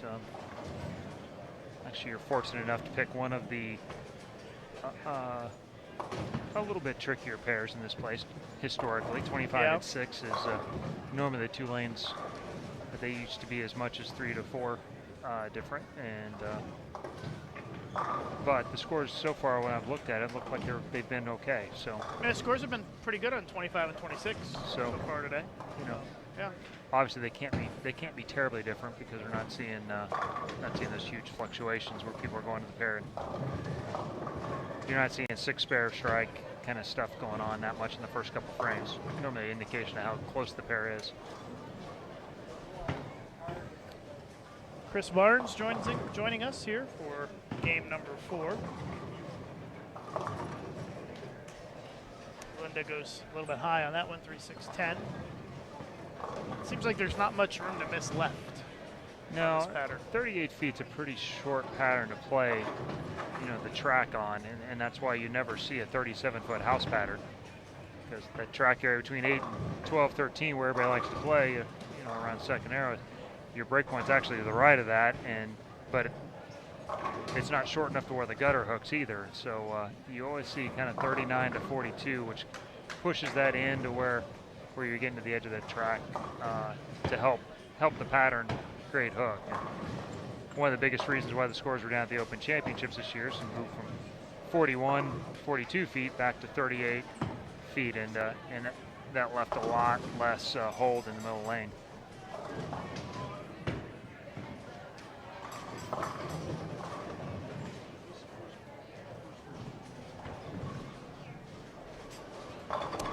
Westner with a 7-10 split in the pocket.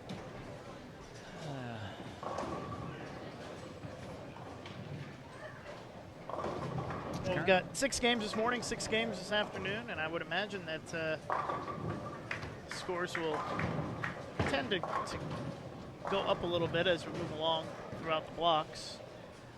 Yeah, I think as that 38-foot pattern, you get enough spare balls going down the middle lane, and it kind of stretches out in the middle to 39, 40, 41, where the center really plays good, and the characteristic can be taken advantage of. I think the last 3 games is where you're going to see a lot of the score, and then you'll see people, you know, the girls will make adjustments after that first block, and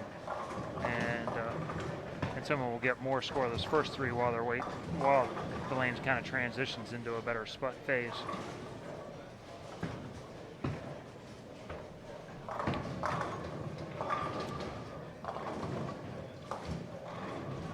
And after 12 games of qualifying today, make the cut to the top 16 for round robin match play tomorrow. So 16 games tomorrow, followed by the cut to the top 4 for the stepladder finals tomorrow evening here on Bull TV on Extra Frame. Yeah, you can't say they're not putting in full day's work here. So, It's a lot of games, right?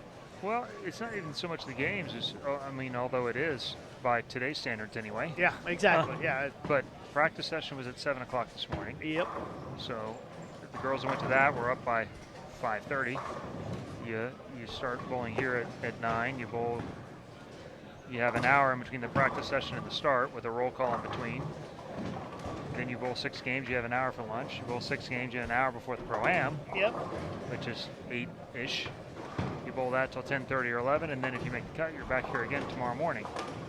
And to bowl 16 on about 5 or 6 hours of sleep. It's a pretty tough turnaround, and you know, it's a little similar to what's going on, you know, what we've been doing at the World Series of Bowling when you get on the A squad bowling the next morning. If you make the finals, you bowl late, and then you're rolling right back in early the next morning. And it's been real tough for guys to turn around that way historically out there.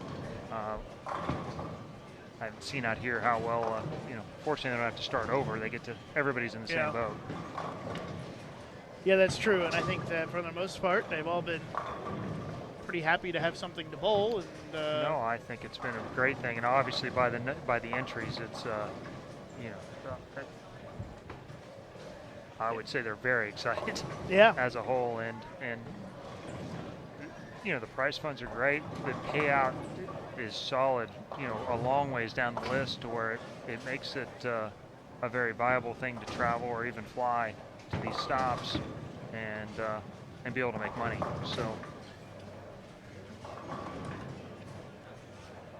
well, we're here in Wichita this week. Next week is the PWBA Striking Against Cancer mixed doubles event. I would imagine that you're bowling in that. yeah, for gosh, the better parts of 10 or 12 years. Donna Connors down there does a fantastic job with this tournament. It's been going on for a long time. She sells out 6 months ahead of time, and added another squad and sold that out this year too. It's a great event. It's a great cause, and you know, really nice people running the event. And who are you bowling with? I'm bowling with my better half. I had a feeling that you were bowling with Linda. Hey, what's a good doubles tournament if you can't test your marriage? So, Pretty good partner too. yeah, we've had a little success there. We haven't won it, but we made a couple pretty good runs. We won the right-handed tournament a couple of times.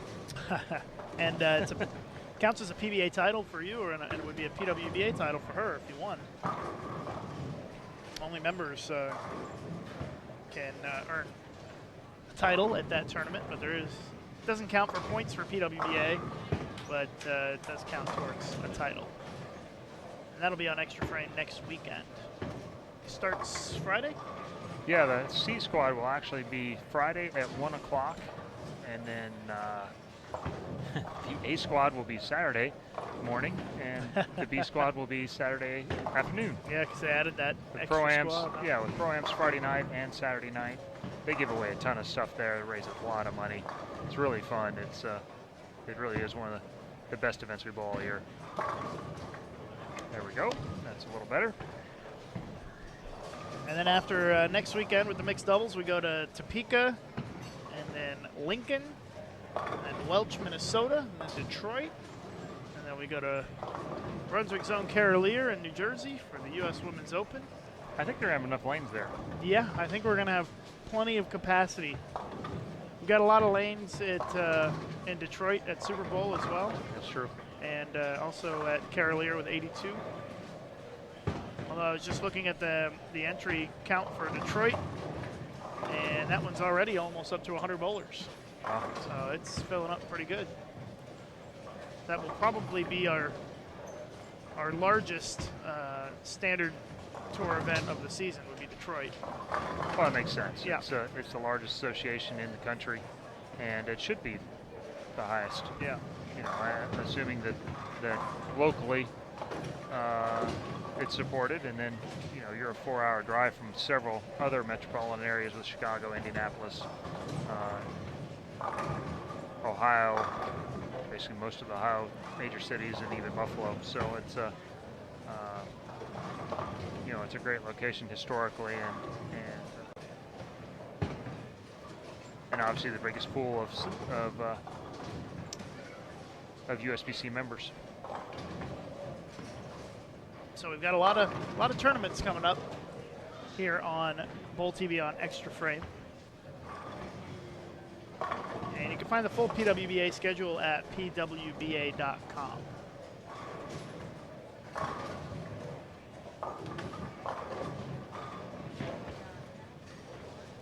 It's pretty exciting to have a tour for the women to bowl again after having to be gone for so many years. I know Linda was pretty excited about having a chance to. Yeah, she didn't bowl a whole lot in the PWBA. No, actually, it's a little bit of a misnomer. Well, she was on tour. Well, she spent about a season and a half or two on tour, really. She bowled the national team, and she had one stint out there early, and then came back to the national team. So she's been very competitive, and she's bowled as a guest, you know, as an amateur in several events. But you know, touring full of time wasn't ever really a big dream for her. She's been very successful when she has, but not spent a lot of time doing it. But this week 3. It's kind of what I always liked when we had a longer set tour like this. Around week 3, you start to get a feel for how the girls are going to play patterns, how the lanes are going to start to transition. I think you'll start seeing some of that experience shine through, where people are paying attention to patterns and characteristics, and start really learning your equipment on these harder patterns, which there haven't been a lot of avenues for them to use them with. So start to figure out the bowling balls better, and you'll see, I think starting around week 3, you'll start seeing some consistency in some of the top players bowling well week to week, regardless of whether it's a long pattern or a short pattern in Mexico City or Sydney or whatever version we may bowl on.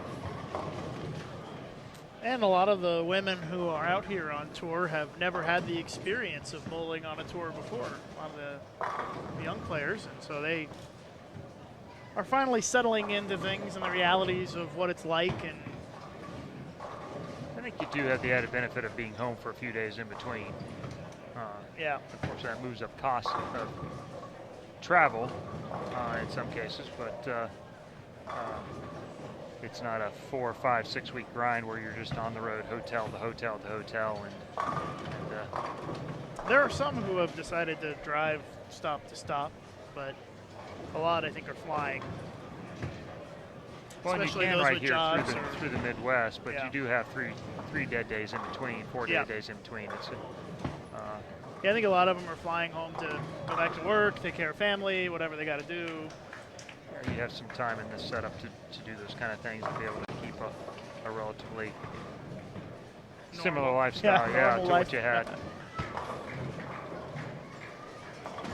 Although with the popularity of the tour so far, may look at changing some of that for next season to make room for more bowlers to be able to compete. Well, it's certainly easy to see where there's a possibility of going to a priority, a priority list to get in the tournament, and then having rabbits to get in on a Thursday night or Friday morning, and moving things back a little one way or the other to make it all work. You can't really do that this year because there's no real way to rank players. It's sort of go through Team USA, etc., but that's not really an all-encompassing thing either. It's basically a one-week qualifier there as well. So no good way to say, hey, these 40 people get first priority to enter tournaments, and the rest of you have to go through rabbits. That would be completely unfair. But after this year, I think there's a good chance that could be a possibility. So. Yeah, having some statistics to base things off of Sure solves a lot of different things that. Sure, I could easily see, 40 people. You give 40 based off a priority list, off of titles and points and Right. Hall of Fame credentials. Some of the criteria has been set up before with tours and both men's and women's, and then and keeping 24 spots for a rabbit, which is a big number, and if you go in the rabbit and you bowl reasonably well, it wouldn't be that hard to make the main field. And for those who don't know what a rabbit is, it would be like a pre-tournament qualifier, basically. PTQ, that would, I guess is what exactly. we actually called it. The rabbit is an old school term Yeah. from happened before I came out on tour. But basically, the night before the tournament starts, or the day before the tournament starts officially, you would have basically a play-in to get into the main tournament. You would have X number of spots available, and everybody who is interested comes out to bowl a short block of games and to advance into the main tournament. yeah, you might bowl a 6 or 8 game block, and then say if you take a pretty good sized number, there's a lot of it doesn't have to be quite as many games to get in, and you cover a big field. But yeah, who knows? We'll see how this plays out. If towards the end, whether how many players you get from each kind of geographic region. Do you get a big influx still with a core group of 40 or so, or is it 60 or so that's going to follow each week? There's no way to really gauge after 10 or 12 years. The field is completely different than it was when the tour folded. So.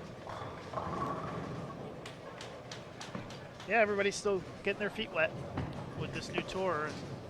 Yeah, including the staff. Yeah, absolutely. You have to work through things, and I would anticipate things like the schedule will get adjusted a little bit. Well, we've already made some adjustments to the schedules moving forward to accommodate 5 on a pair. Since well, yeah, and you have to, and I assume moving forward you'd like to avoid that. It makes for super long days for staff, for fans as well, and for the players.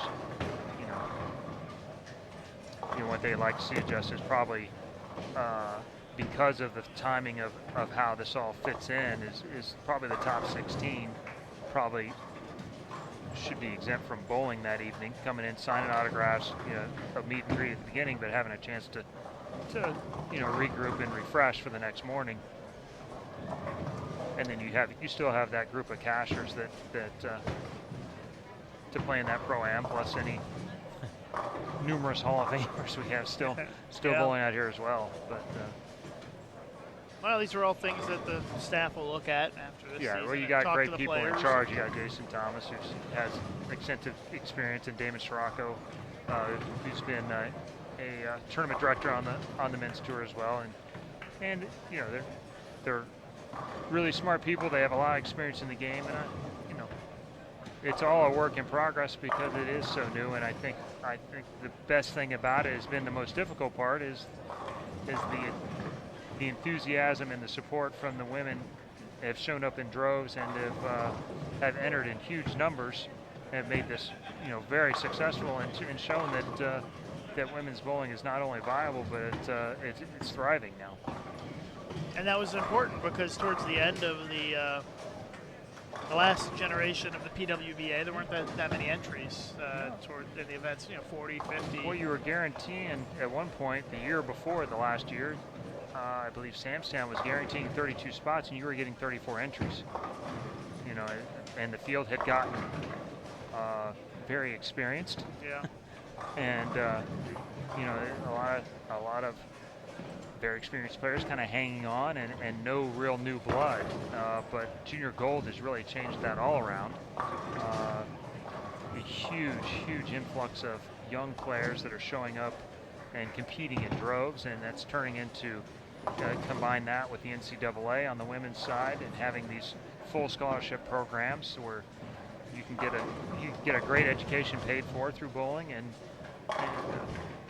there's a lot of really encouraging and not so far back to grassroots as youth bowling, but through college and high school and up, there's some great programs there.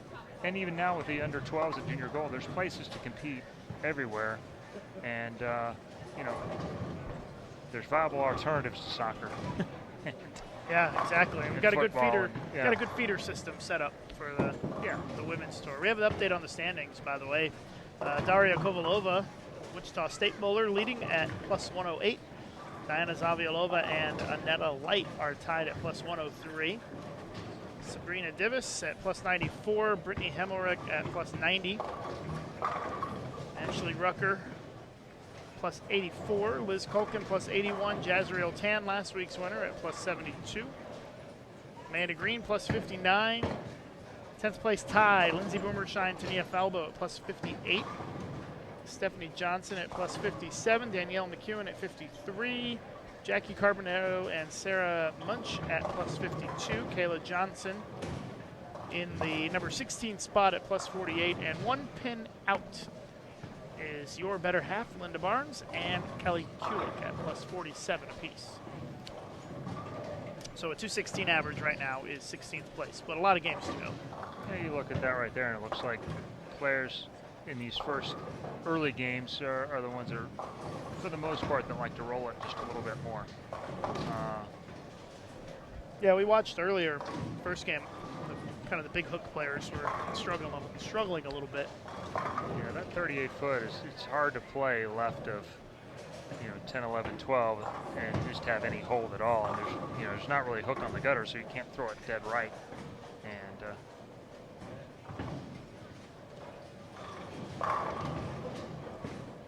get it to hook back. You got Jody Wosner here, who's on our pair and getting ready to bowl on lane 24. She's just off the number 31 over.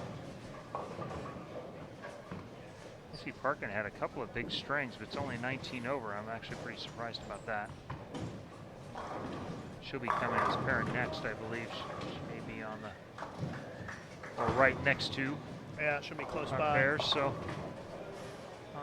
you know, if you're looking at kind of where things categorize at, you're not seeing O'Keefe and you're not seeing some of the other players that can really create axis rotation at the top. So, as of for the first three games, that's probably not the right way to go about it. I do anticipate from this game moving forward, though, that might very well be a good way to go about it here. You can find the standings as well as the live scoring at pwba.com/live. pwba.com/live. As we have just a few frames to go here in game number 4. Normally a very good carrying center, but the pins are very new here this week. They have, are they? They have a few games on them. They used to put in brand new pins the week of the tour and let the tour guys break them in, which is Thanks for always that. puts a little slowdown on things. But yeah, they don't have a lot of games on them yet, and so you see more flat 10s here than you would normally see, and you see more stone 8s and stone 7s. Some of those kind of funny, unusual looking hits that you don't see so much once the pins get broke in fully.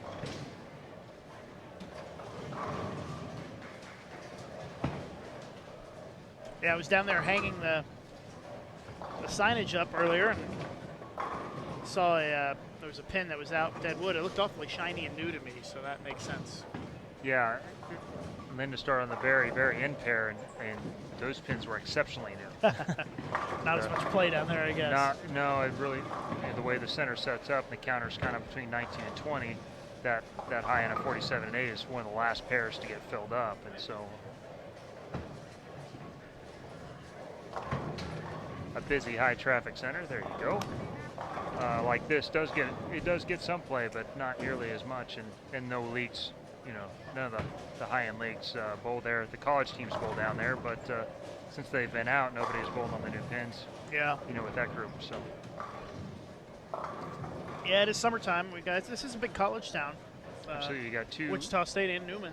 Yeah, you got two really high-profile universities that put out great. Obviously, Wichita State, or my alma mater. In my opinion, the best program in the country, and they have just reloaded again with more junior Team USA players coming. And then Billy Murphy, a teammate of mine who's really started the Newman program and turned it into a nationally known program that's had a lot of success. A couple other programs that are starting up here, I believe Kansas Wesleyan, which is just north of Wichita as well. Todd Zenner's taking over that program, another Wichita State bowler that I played with a few days back, taking that program over. Well, Wichita's has a pretty good bowling pedigree as a city, with all of the collegiate players that have come through and the local players, and it's a little hotbed of bowling here in the middle of the Midwest. I fully believe, you know, that we're all products of our environment, and I think that's one of the things that makes it so great. Not just the university, while you have great coaching with, you know, Gordon Vatican's been on Team USA and been a coach on Team USA. You have Mark Lewis, who's been in the Seoul Olympics, and but the average around town. You got Mark Jensen, you got eagle holders, all around town, and you go to the league on a Wednesday night. You're not bowling against nobody. It's kind of one of those things that fed up, much like what's happened in Wisconsin over the years. While there's so many good teams out of there, the average is just very high. There's a lot of bowling IQ around. There's a lot of places to learn and get better, and you have to learn and keep getting better just to be good in league. Yeah, it always seems like I see a lot of big scores coming out of the leagues here, you know, record type scores, and there's a lot of good players. You see that everywhere, but I think in general, actually, the patterns here are probably a little bit tougher on average for the scratch leagues than they would be in some places on purpose, because the scratch teams actually want to be challenged a little bit more. What they're going to bowl and make money on is not the top hat. So. But it's good bowling town. Yeah, it's nice to be here. Yeah, it's supported by area. proprietors too. The proprietors are all bowlers as well, and you know, whether it's Frankie Cash, the show here, or the others, it's programs are set up in place to help create good bowlers. A good shot here. That was not it.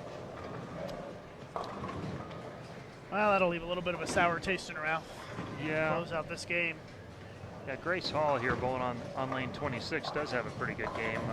Is just off. Yeah, plus 33. The cut number of 33, and has a chance to shoot 258 here. She's been making a move the last couple games, playing a little further in. She likes to play them hard and straight, and it seems to be working pretty good.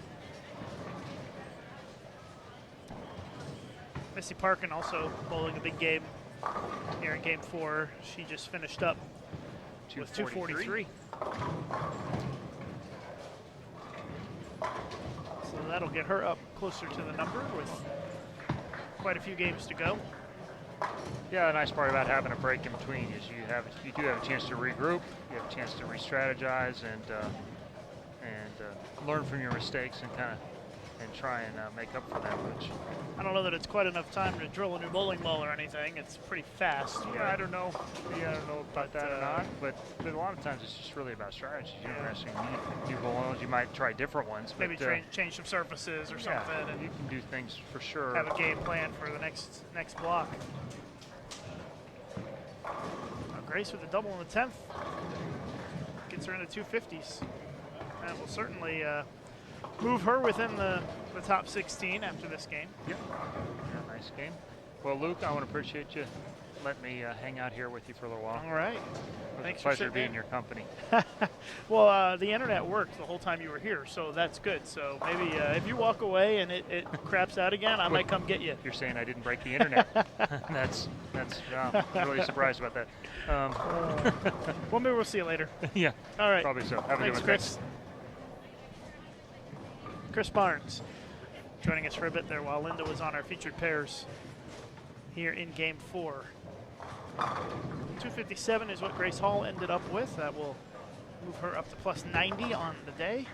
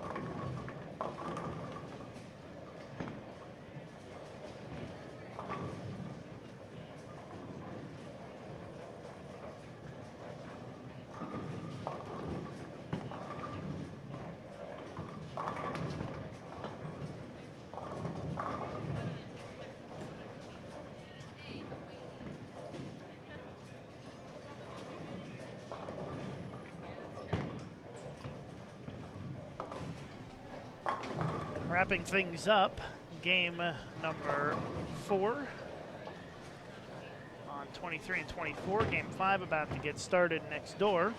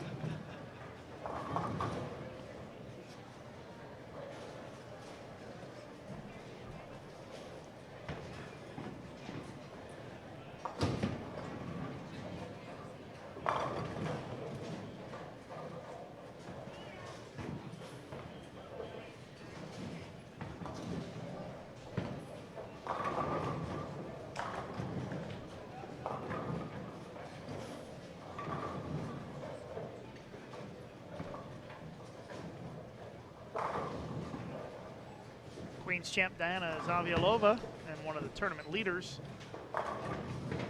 coming to our featured pairs for this next game. We're going to be on 26 just a minute. Diana said she bowled 244 last game. I think she said 244, but she was second place going into that game, so certainly will help her cause.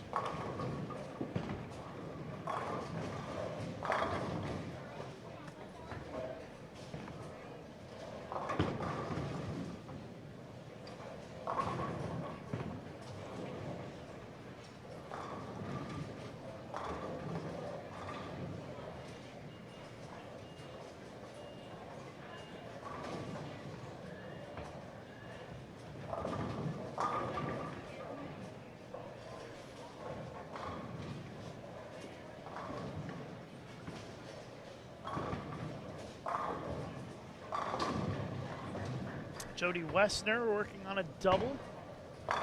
Turns it into a triple, and that'll get her into the 220s this game. Good save for her to get out of this game in the 220s. Bowling really well in the back half of the game. 5 out of 6 strikes. After starting just 2 for 5.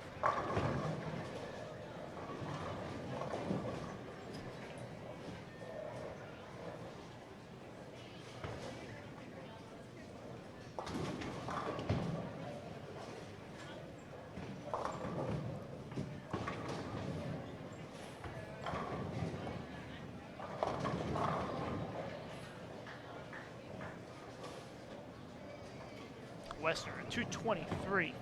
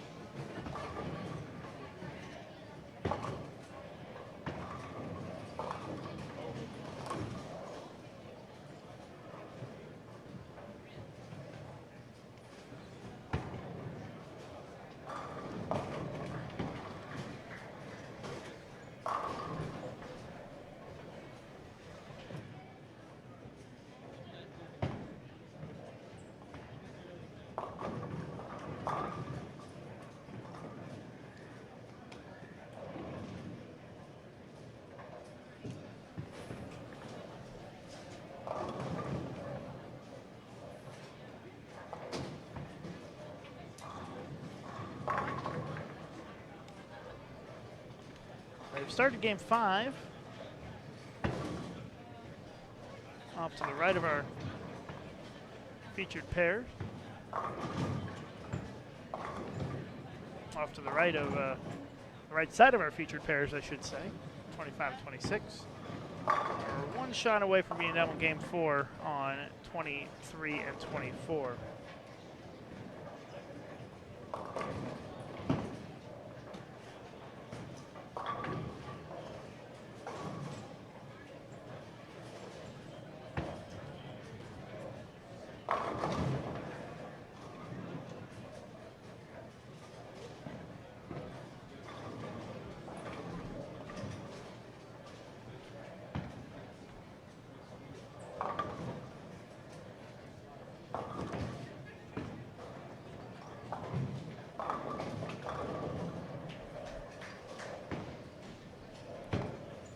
Savialova, second frame, week 10. Watching Bowl TV on Extra Frame, the PWBA Wichita Open. Lucas Wiseman with you. Game 5 of 6 in our first round of qualifying.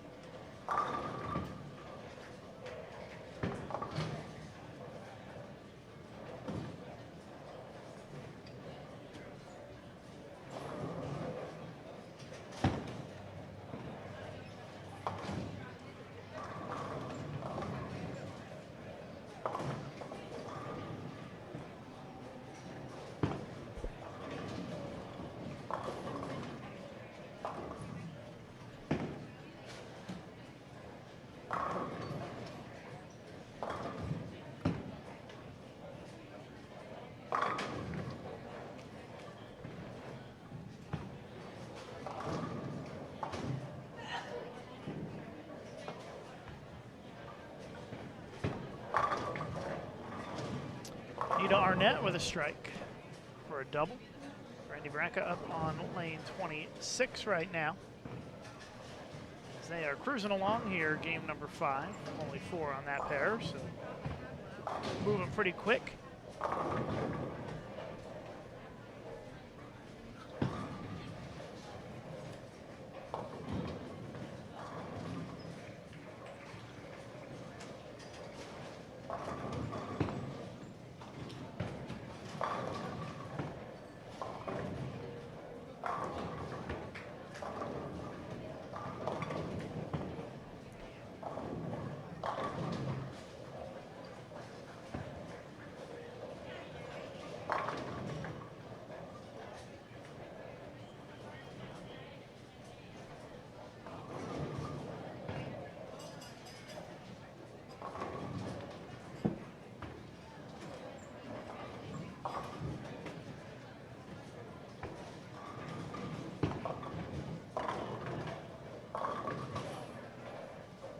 Shot by Moores. Kick things off with a strike.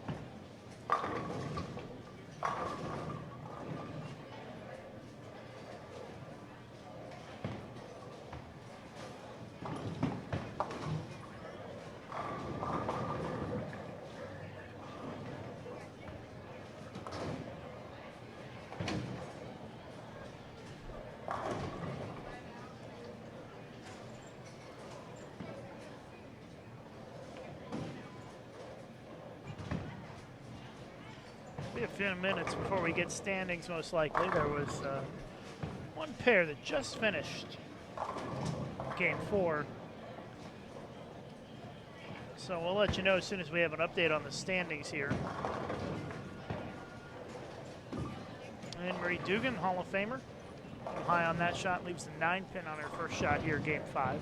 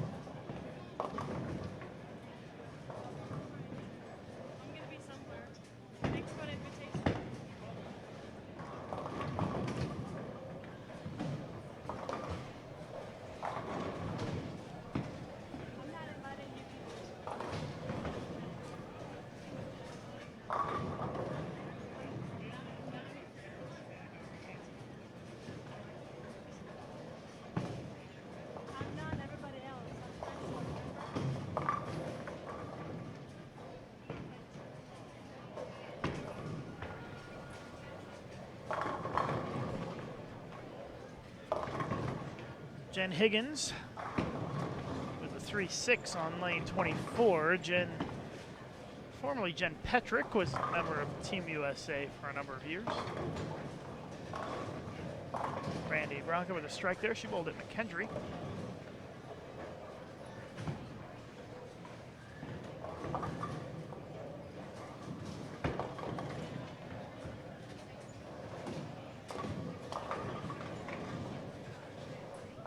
How are you, Lucas?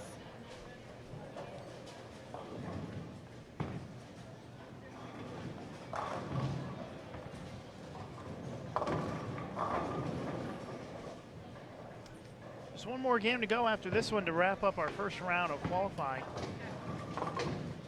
And then we'll be back this afternoon at 2:30 Central Time for round 2. After 12 games today, that will determine our field for match play, top 16 advancing. 16 games of round robin match play tomorrow. Top 4 make the step ladder.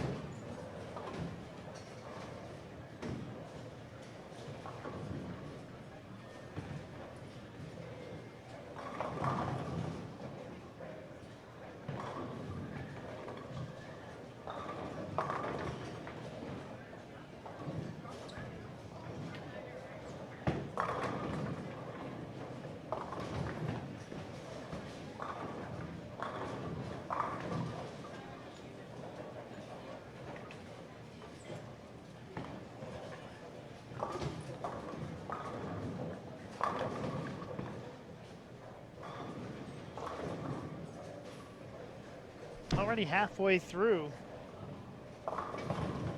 game 5 on 25 and 26. Only 4 on that pair again, so gives them the ability to get moving pretty quick. And just one game to go after this game ends.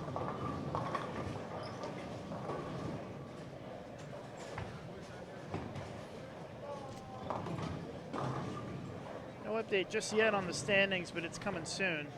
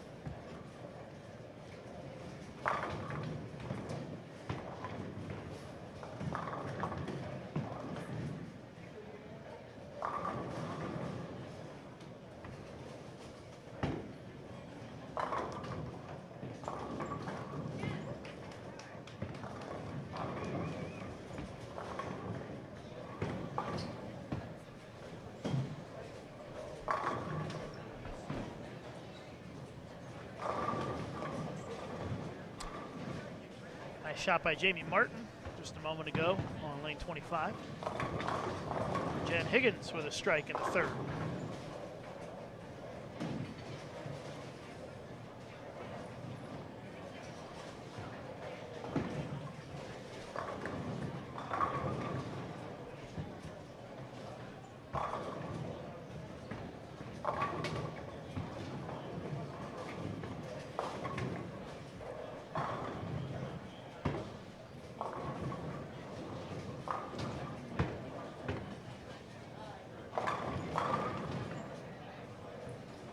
Randy's got a nice string of strikes going here, stepping up on lane 25. Double spare triple to start this game. Goes high, leaves the 4 on that shot.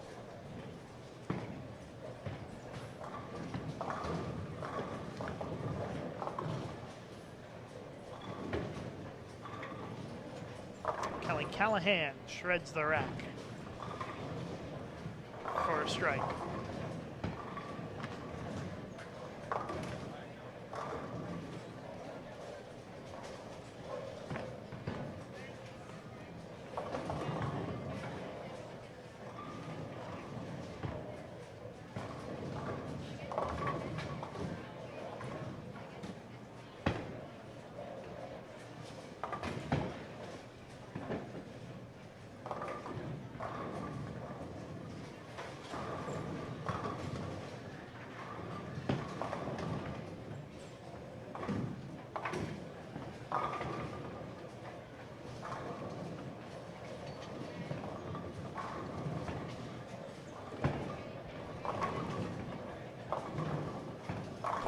Higgins pitches that one way right, leaves the washout, never had a chance. All right, standings after 4 games are available. PWBA.com/live. Diana Zavyalova, who's about to bowl on lane 25, is your leader at +147. Daria Kovalova at +118. Brittany Hemmelreck at +97. 4th place is Amanda Green, +96. Sarah Munch at +93. Grace Hall moves up to 6th place at +90. Summer Jasmine at +87. Tania Falvo, +84. Sabrina Divis at +83. 10th place, Jackie Carbonetto, +75. Jazriel Tan, +73. Shannon Sellens, +72. Lindsay Boomershine and Samantha Shaden at +64. And there is a 4-way tie for 15th place. Liz Culkin, Daphne Tan, Ashley Rucker, and Missy Parkin, all +62.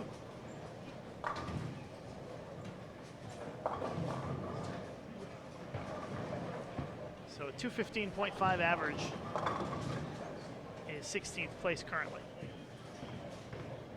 That's after 4 games. We bowl a total of 12 in qualifying.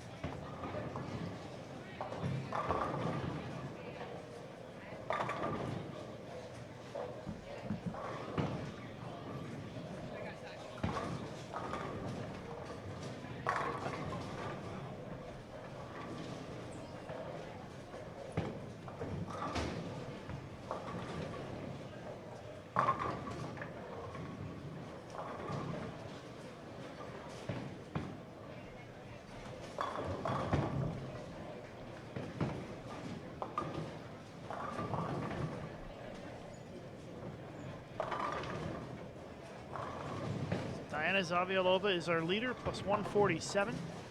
236.75 average for 4 games. And then 16th place is a tie, plus 62 at 215.5 average.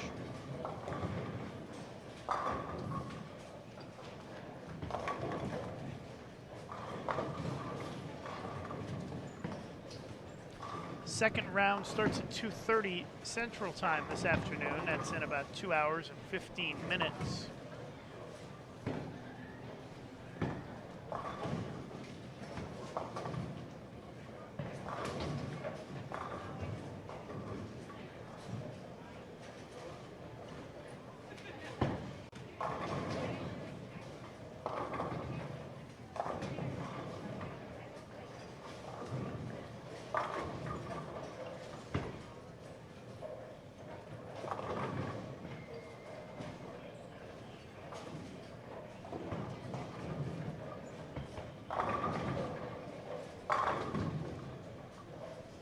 Diana can strike out in the 10th for 236 this game.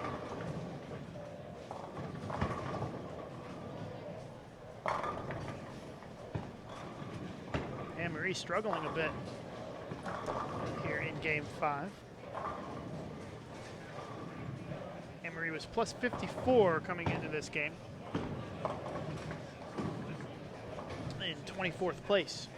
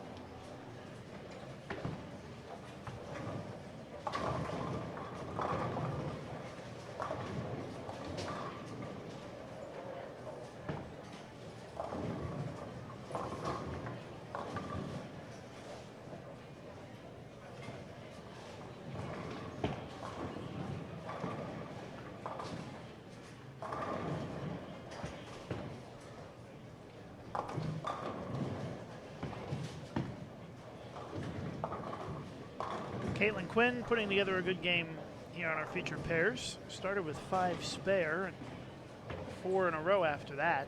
She bowls on lane 23 right now. Caitlin, a former junior Team USA member.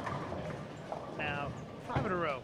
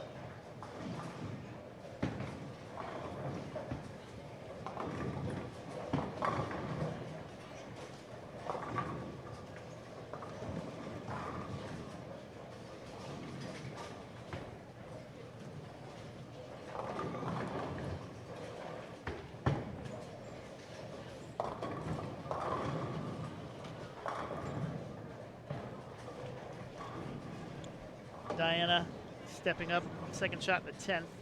Strike here gets her in the 230s. Another strike, 3 in a row.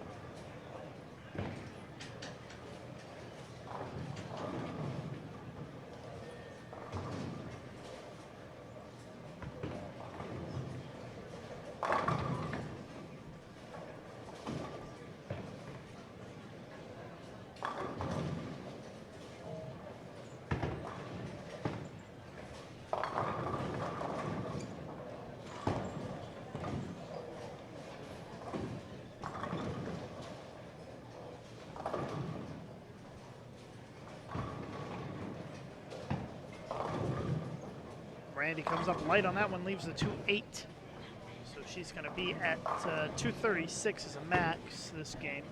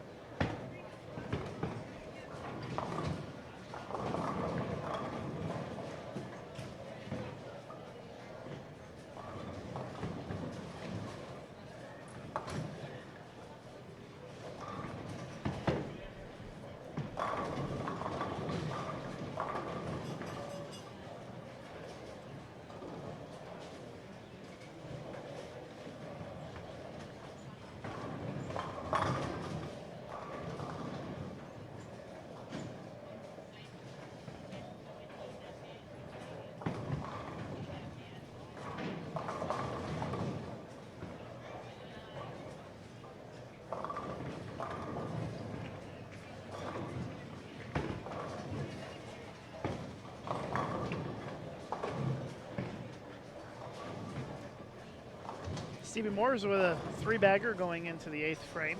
She steps up on 23. Pretty close. And another strike, 4 in a row. Nita Arnett closing out her game. She'll be at 188 with a strike. As game 5 comes to a close on that pair.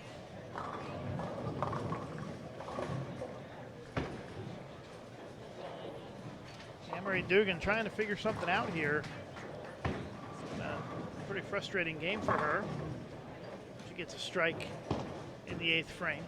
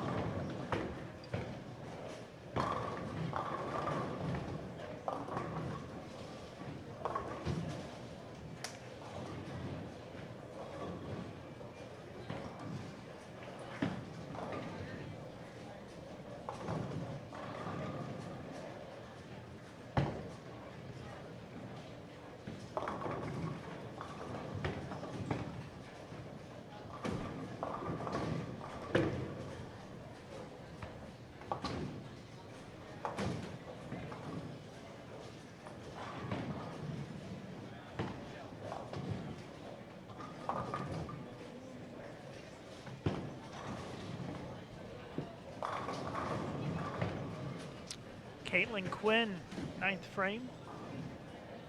Still striking here. 7 in a row, entering the 9th. Nice and soft with it. Gets another strike.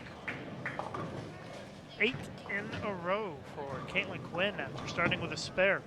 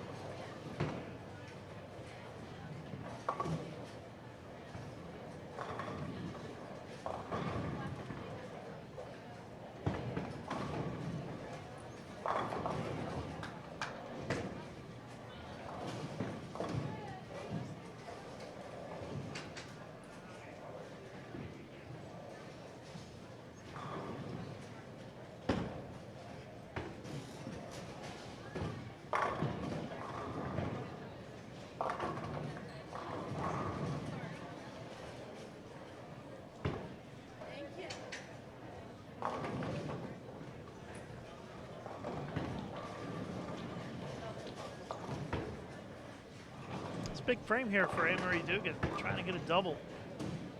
Not going to happen. She looks really frustrated.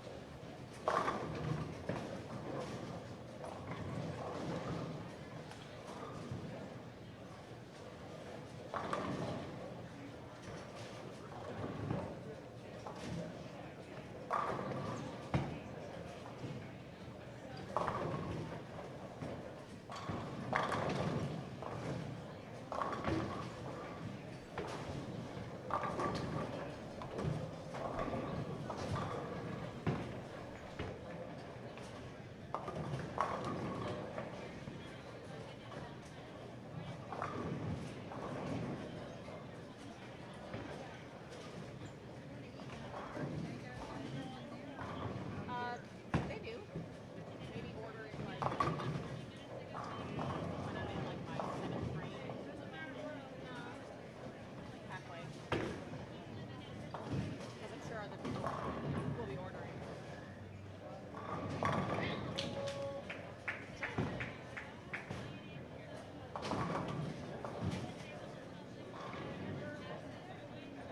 Just cheeseburger and fries. Cheeseburger and fries.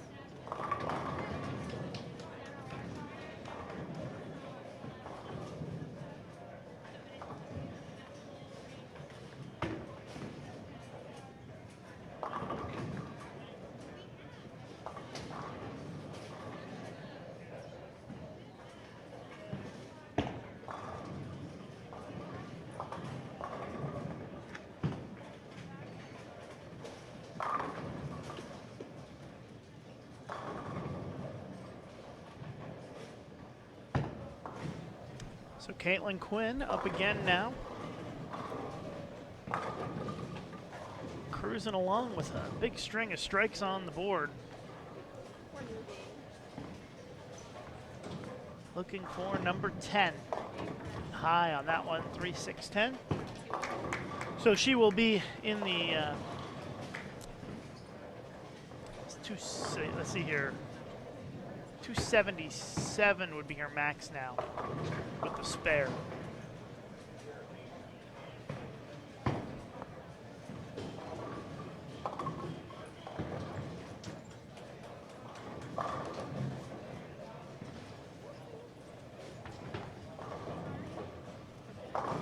So very nice game for Caitlin Quinn here, game 5, 276. And a frustrating game for Anne-Marie Dugan, 158.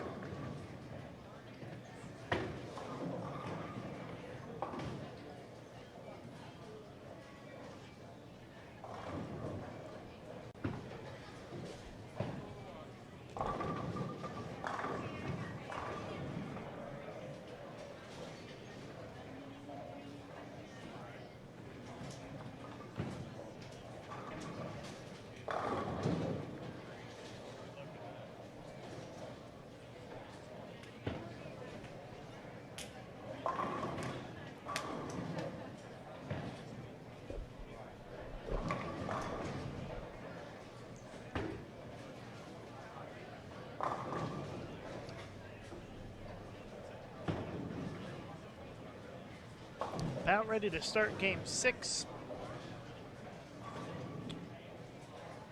on 25 and 26. Megan Buja, Jackie Malone ready to kick things off.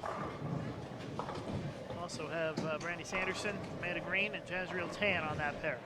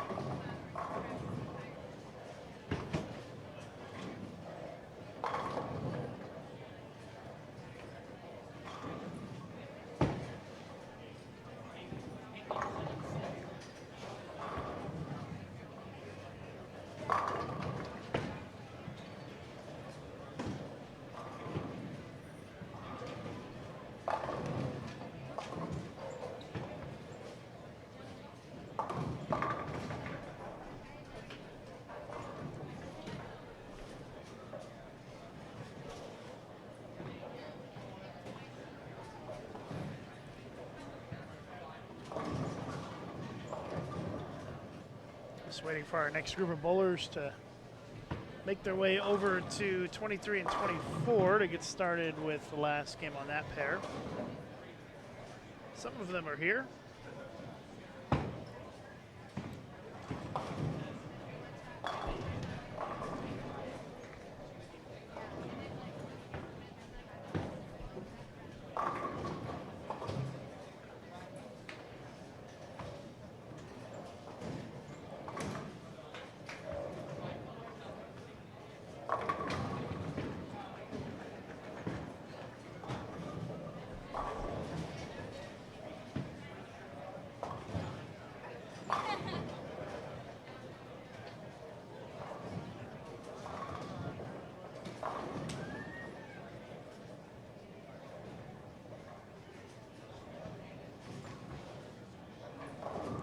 Jazriel Tan, last week's winner, with a double to start game 6.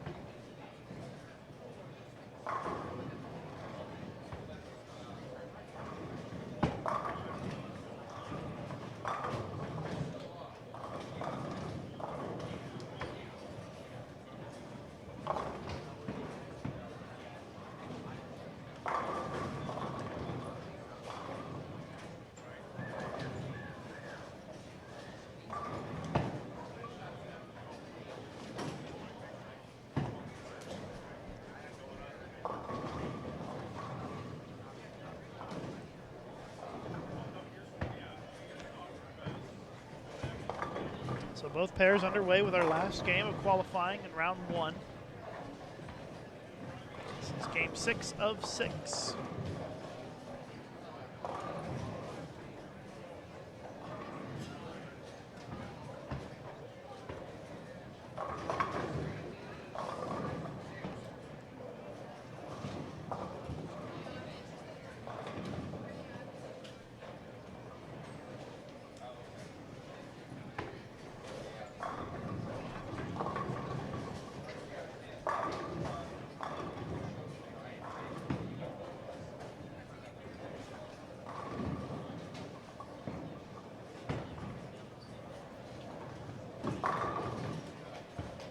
Front 3 for Jazzy.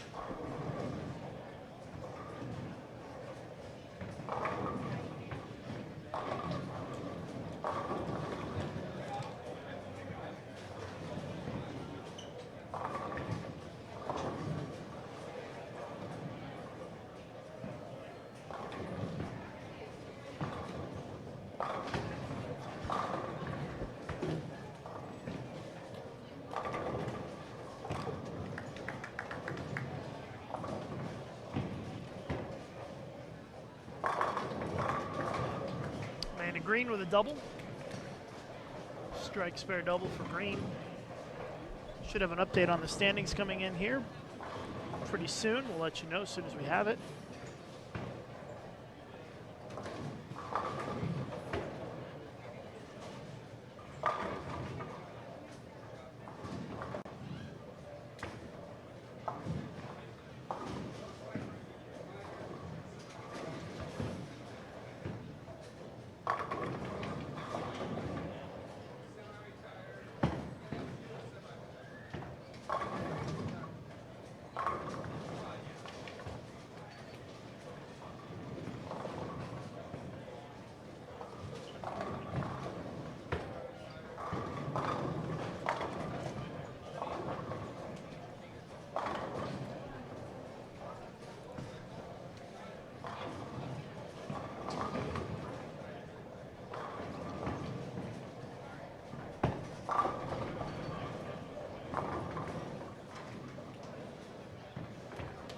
Jackie Malone with a double over on 25 and 26.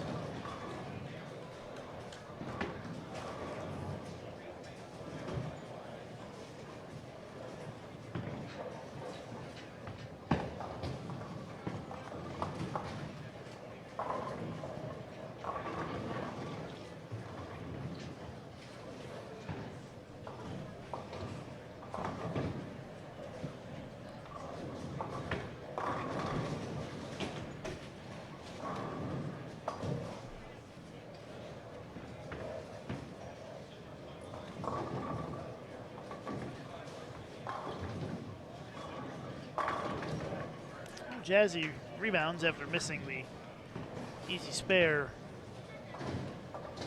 in the fourth. Now easy might be a bit harsh. It's the 1-2-4-8. She missed it left. Left the head pin on her last shot, or the last frame.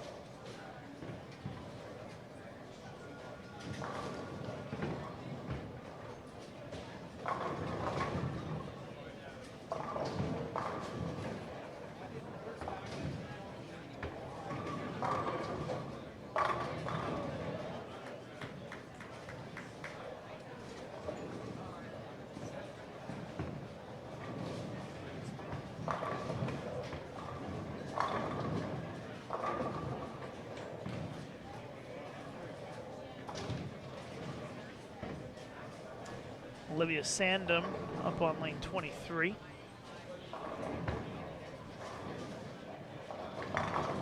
It's a double for her.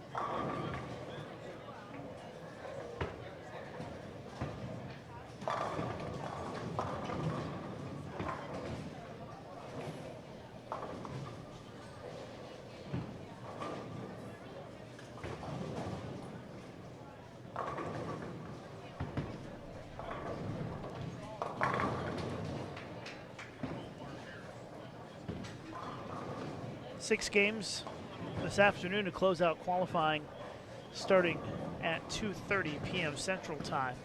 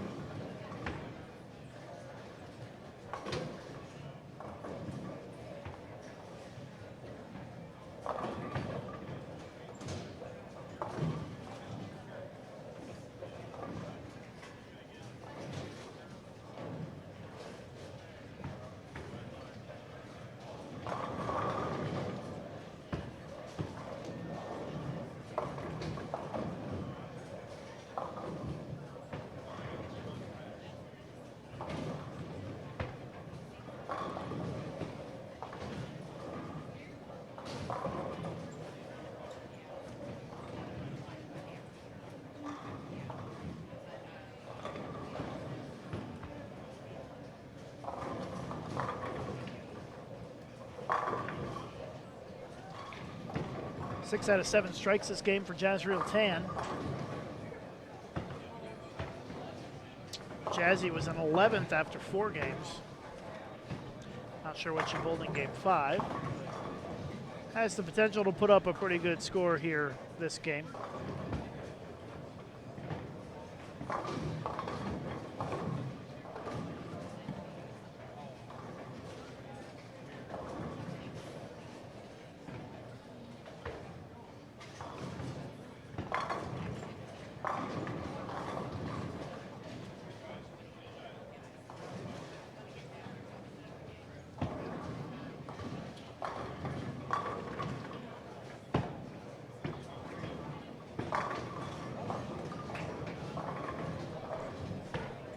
Megan Buja with a 3rd consecutive strike.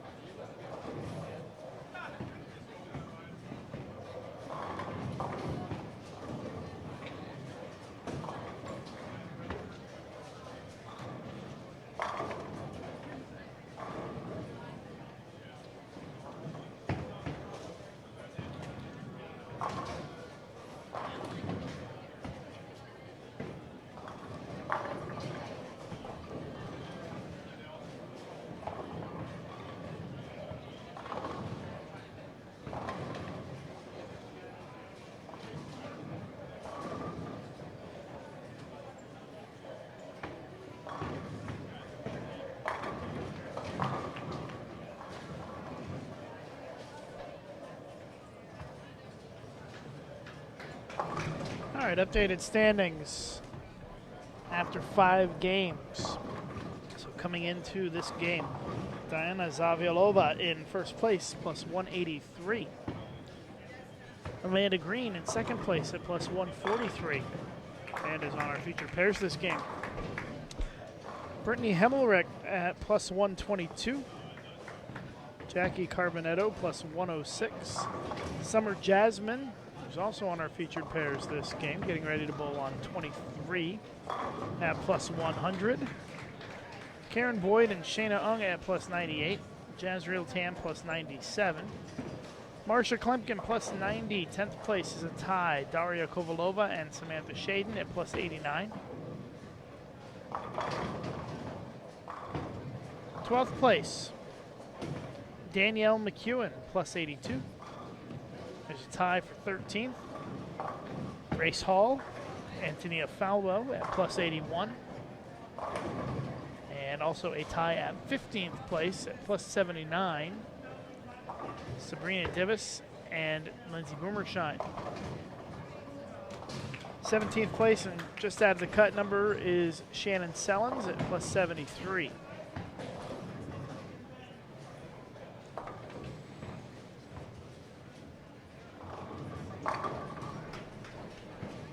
Still have 7 games to be added to those totals, however, to determine who will advance to match play.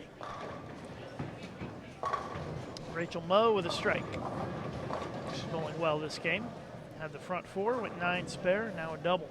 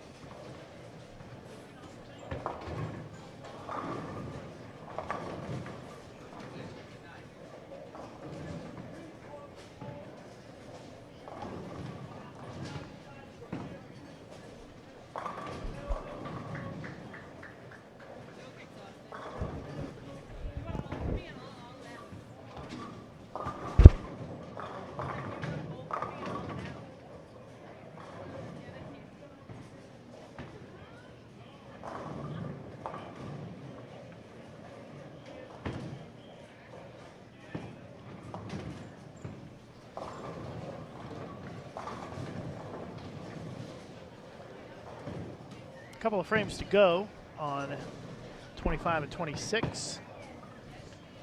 And 3 frames left on 23 and 24 here in our final game of this round.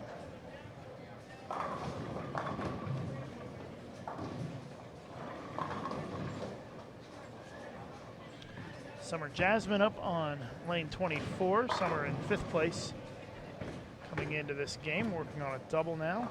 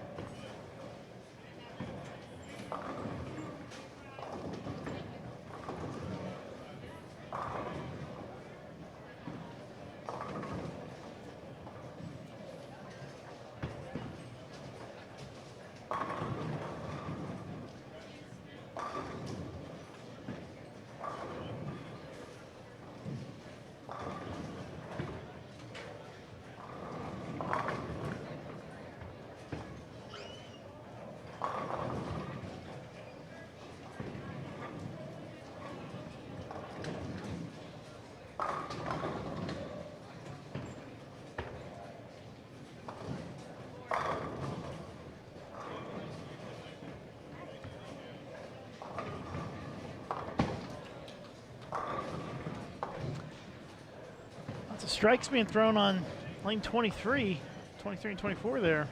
Left side of the scoreboard. Starting to add up the strikes.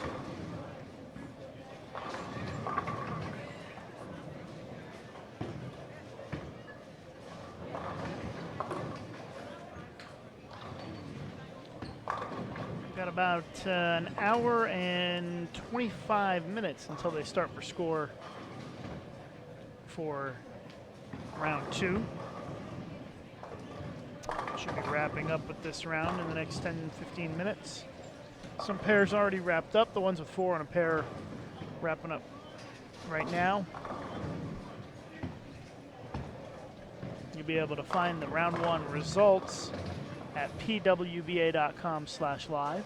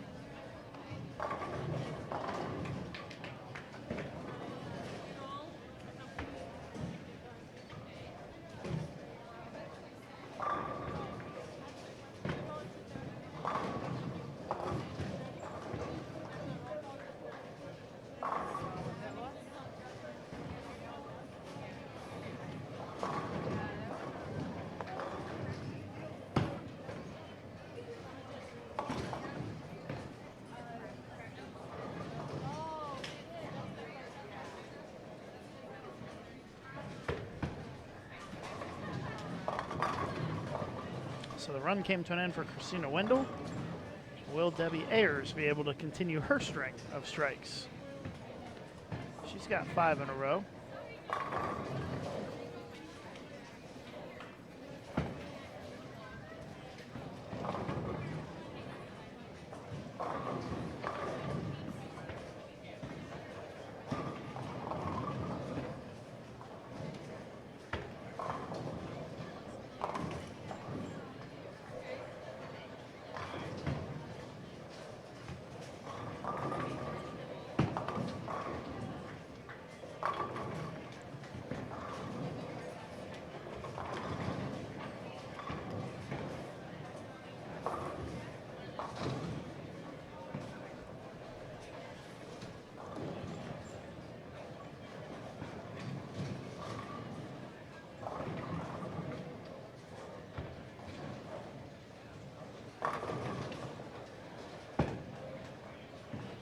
So Debbie ready to step up here.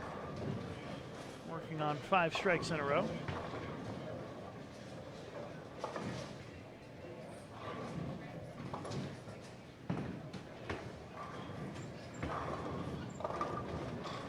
It's a little light hit to carry for the strike, 6 in a row for Debbie.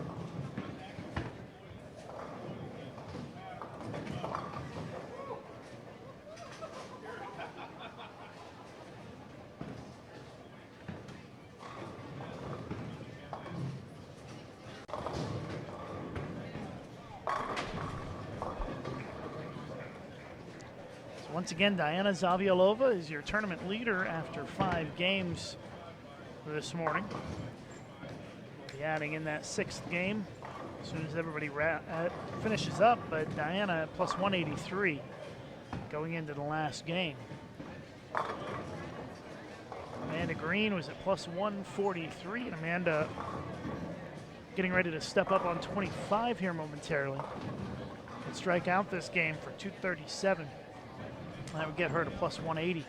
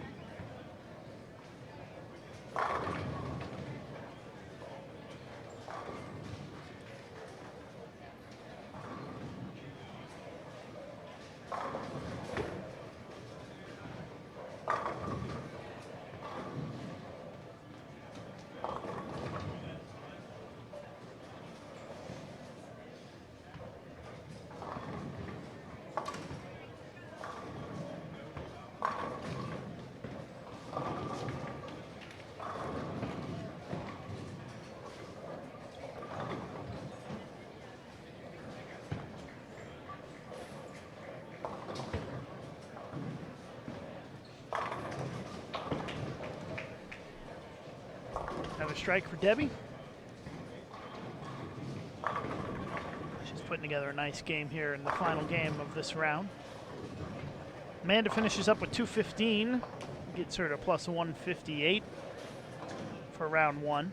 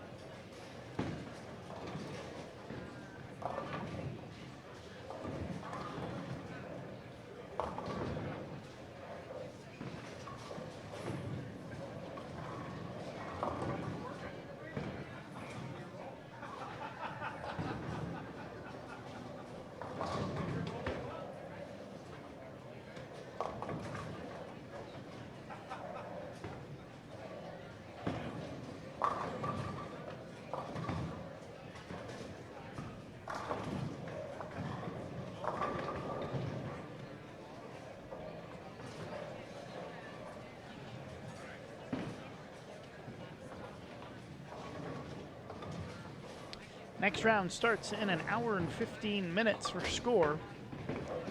Practice should start in a little more than an hour.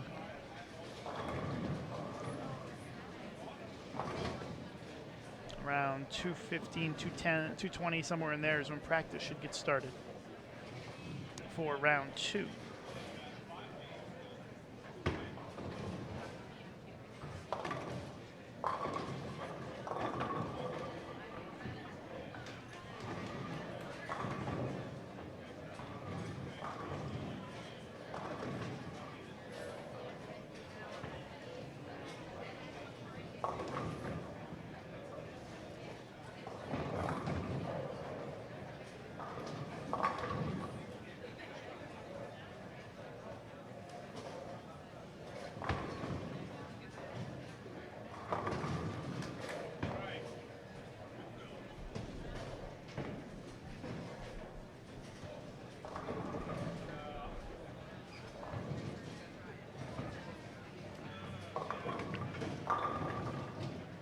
Olivia Sandham and Rachel Moda close things out for us here in round 1.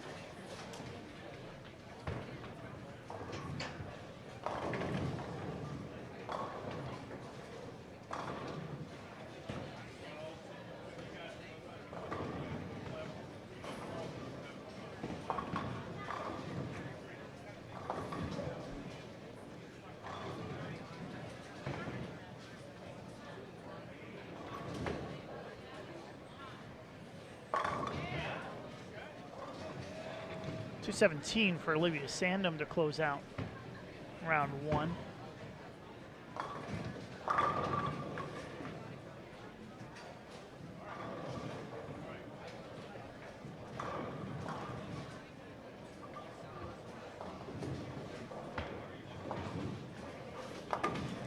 And that's going to do it for our opening round of qualifying here on Bowl TV on Extra Frame. We'll be back at 2:30 Central Time with the start of round 2 of qualifying here at the PWBA Wichita Open.